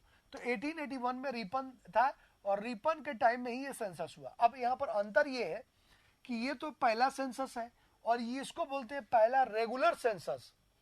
अब रेगुलर का मतलब ये है सर कि पहला सेंसस तो रिपन ने, मेयो ने करवाया, लेकिन ये सेंसस दोबारा अगली बार अपने टाइम पीरियड पर नहीं हुआ, ठीक है। लेकिन यहां पर जो रिपन ने सेंसस शुरू किया, उसके बाद हर 10 साल में, एवरी 10 इयर्स में हमारे देश में सेंसस हो रहे हैं। मतलब अगर आपसे कोई पूछे कि अभी 2021 के बाद 2011 के बाद 21 में होगा 10 साल बाद, तो 21 का जो सेंसस है वो कौन सा सेंसस है, तो 1872 से जोड़ लो।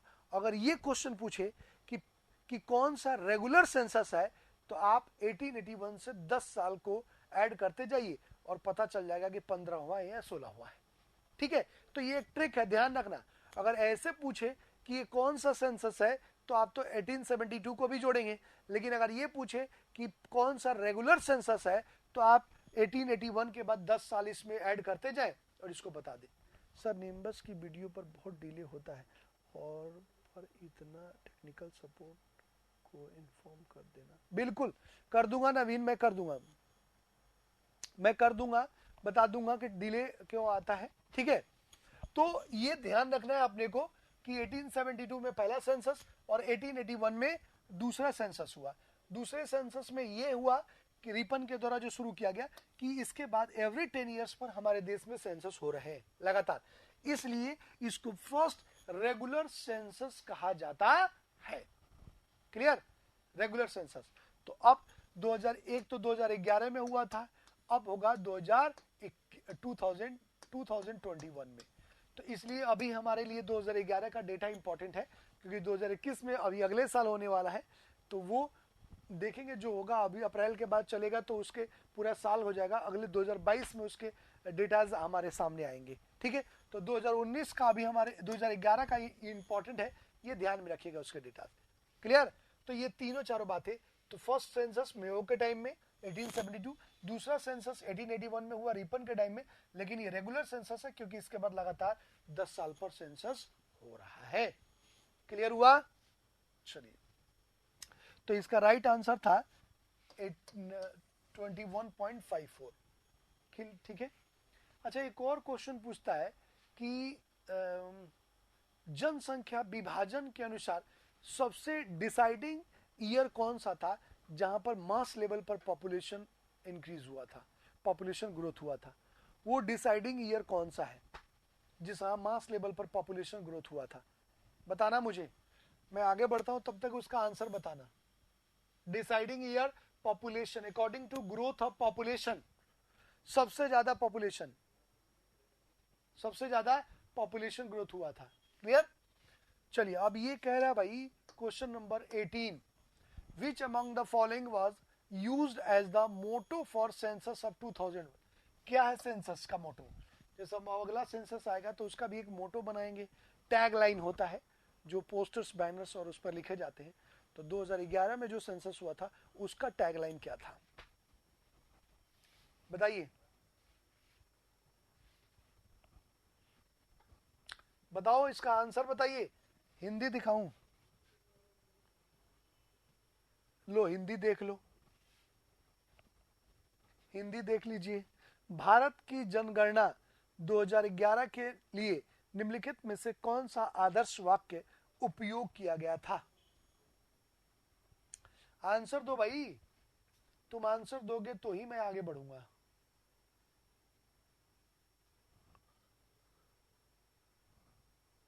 आंसर दो, प्रैक्टिस भी कर रहे हैं अपन। जितेंद्र रॉन्ग आंसर, दोबारा सोच के देखो, रॉन्ग आंसर है जितेंद्र। नहीं पता, देखो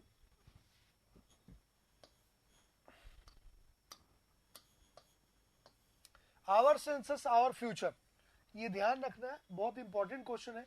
कई बार एग्जाम में पूछा जा चुका है, एक दो बार नहीं कई बार। और अभी सेंसस होने वाला है 2021 में, तो ये हाईलाइट भी है। मैं बार बार कहता हूं कि एक बात ध्यान रखना है तुम लोग, ट्रेडिशनल जीके को आप हमेशा करेंट से जोड़ के पढ़ें। इसका एक मतलब ये मान लो कि तुम्हारे लिए एक सीक्रेट है ये, कि अगर आप ट्रेडिशनल जीके को करंट से रिलेट करके पढ़ते हैं तो आप मैक्सिमम क्वेश्चन करने की स्थिति में होंगे। क्यों? क्योंकि जो करंट में चीजें फ्लो में होती है उनको ट्रेडिशनल पोर्शन से लिंक कर देता है और फिर उसी से क्वेश्चन पूछता है। क्योंकि जीके में वो जानता है कि आपकी नॉलेज कितनी है, टेक्निकल बंदा जो पढ़ा हुआ है उसको कितनी नॉलेज है, तो वो सिर्फ आपकी अवेयरनेस देखना चाहता है। अब देखिए लिखता है जनरल अवेयरनेस, तो उसको स्कॉलर नहीं चाहिए, उसको अवेयर बनना चाहिए, जिसको आपके पास आपकी कंट्री में जो भी चीजें हैं उसके बारे में एक बेसिक इंफॉर्मेशन हो। तो ये बात आप ध्यान में रखिएगा कि यहाँ पर अवेयरनेस की, तो ये क्योंकि करंट में अभी 2021 में सेंसस होने वाला है तो उससे रिलेटेड एग्जाम में पूछा जा सकता है। ठीक है, तो 18 का सी, आवर सेंसस आवर फ्यूचर, इसका मोटो थीम कह लिए आप या इसका आदर्श वाक्य कह ले, ये था। ठीक है, तो right answer is C. Clear? Himanshu clear हुआ? सी है, आवर सेंसस आवर फ्यूचर, हमारा हमारी जनगणना हमारा भविष्य। क्लियर? अरे क्लियर हुआ कि नहीं? ये फैक्चुअल था, इसको आप ध्यान में रखिएगा सीधे सीधे, जो गवर्नमेंट ने मोटो जारी किया था उस समय 2011 सेंसस के अकॉर्डिंग। ठीक है, क्लियर हो गया जी? चलिए बढ़ते हैं अगले क्वेश्चन की तरफ। अगला क्वेश्चन, अगला क्वेश्चन देखते हैं। 2011 की जनगणना के अनुसार भारत की जनसंख्या विश्व की जनसंख्या का कितने प्रतिशत थी? लो ये इंग्लिश, ये भी क्वेश्चन कई बार एग्जाम में पूछा जा चुका है। आंसर दीजिए, the percentage of India's population in the total population of the world as per 2011 census. Sir ये क्वेश्चन स्टेट जेई के लिए भी इंपॉर्टेंट होंगे? बिल्कुल होंगे, स्टेट में भी है, सेंसस तो सबके लिए भाई कॉमन है ना, तो स्टेट जेई में भी आ सकते हैं ये क्वेश्चन। और ये जो क्वेश्चंस मैं बता रहा हूँ ये सारे डिफरेंट एग्जाम्स में पूछे गए, तुम्हारे जेई में आए हुए क्वेश्चन है। तो स्टेट में है कि थोड़े स्टेट के होते हैं और बाकी नॉर्मल इंडिया वाले भी हो सकते हैं। तो ये आपके लिए सबके लिए, अब सेंसस पूछेगा तो सेंसस में तो स्टेट के लिए भी सेम है, अलग सेंसस थोड़ी होता है स्टेट के लिए, पूरे थ्रू आउट ऑफ इंडिया का होता है। तो ये हमारे लिए स्टेट के लिए भी इंपॉर्टेंट हो सकता है। ठीक है, चलिए बताइए आंसर बताओ इसका, टोटल पॉपुलेशन अकॉर्डिंग टू, इसका आंसर बताओ, गलत सही कुछ भी बताओ भाई।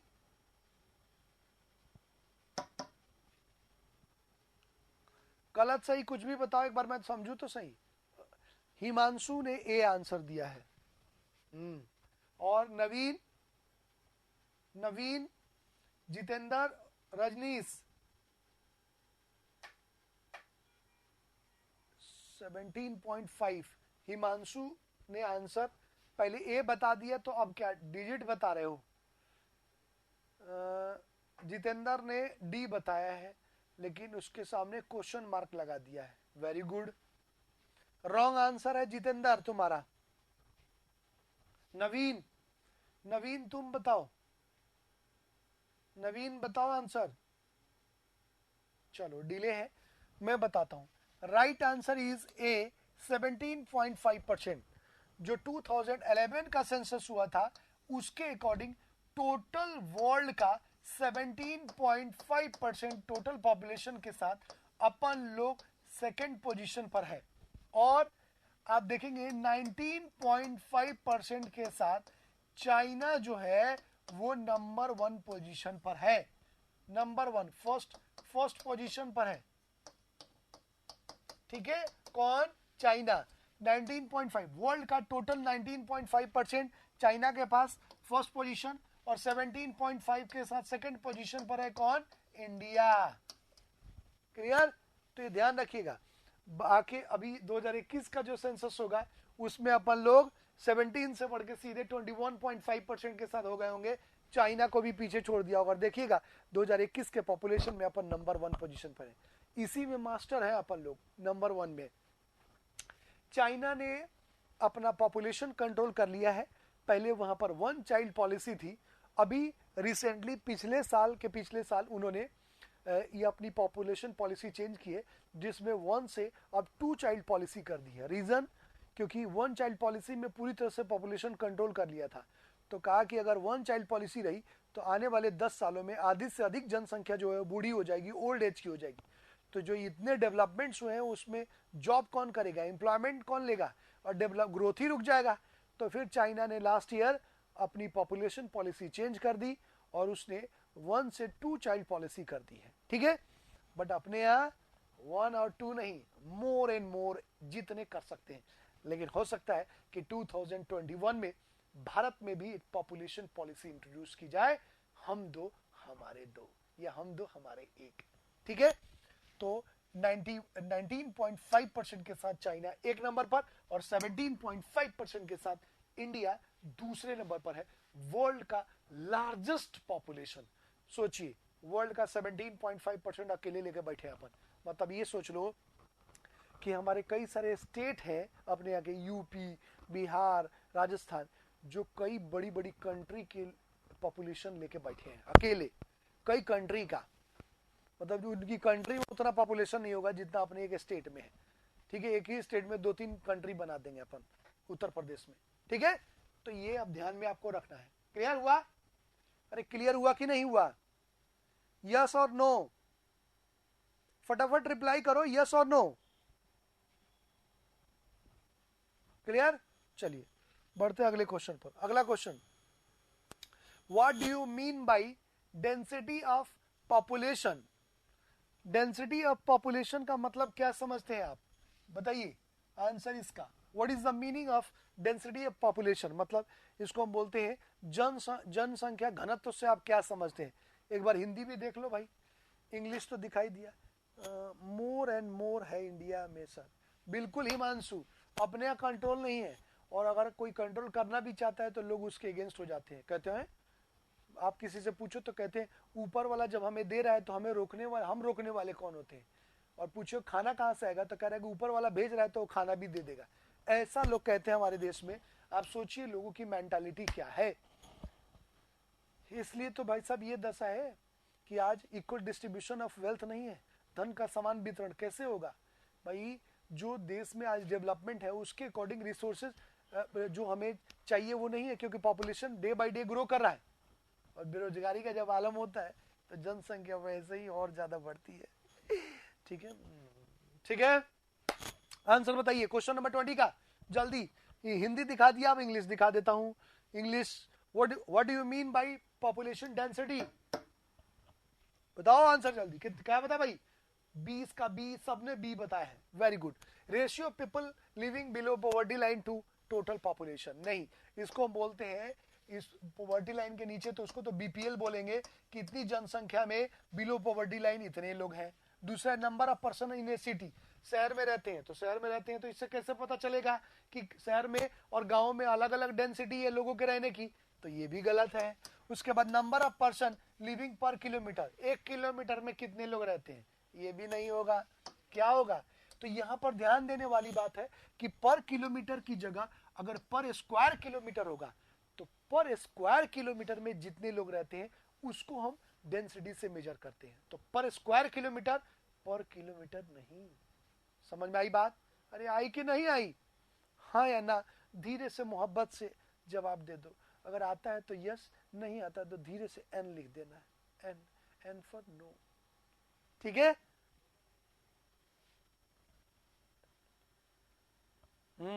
एजुकेशन पर्सन होने सबसे बड़ा प्रॉब्लम है पॉपुलेशन। हाँ, तभी तो कंपटीशन है मेरे लाल। आप देखेंगे बड़े बड़े चपरासी के लिए पीएचडी होल्डर फॉर्म भरते हैं, हम क्या करेंगे? ठीक है, वो अनएडुकेटेड आग लगाते रहते, दोनों सब बराबर हो गए हैं इसमें पॉपुलेशन ग्रोथ में। कोई वैल्यू ही नहीं है पढ़ने लिखने वाले और नहीं पढ़ने लिखने वालों का। ठीक है, तो आई होप कि आज की क्लास को आपने एंजॉय किया होगा।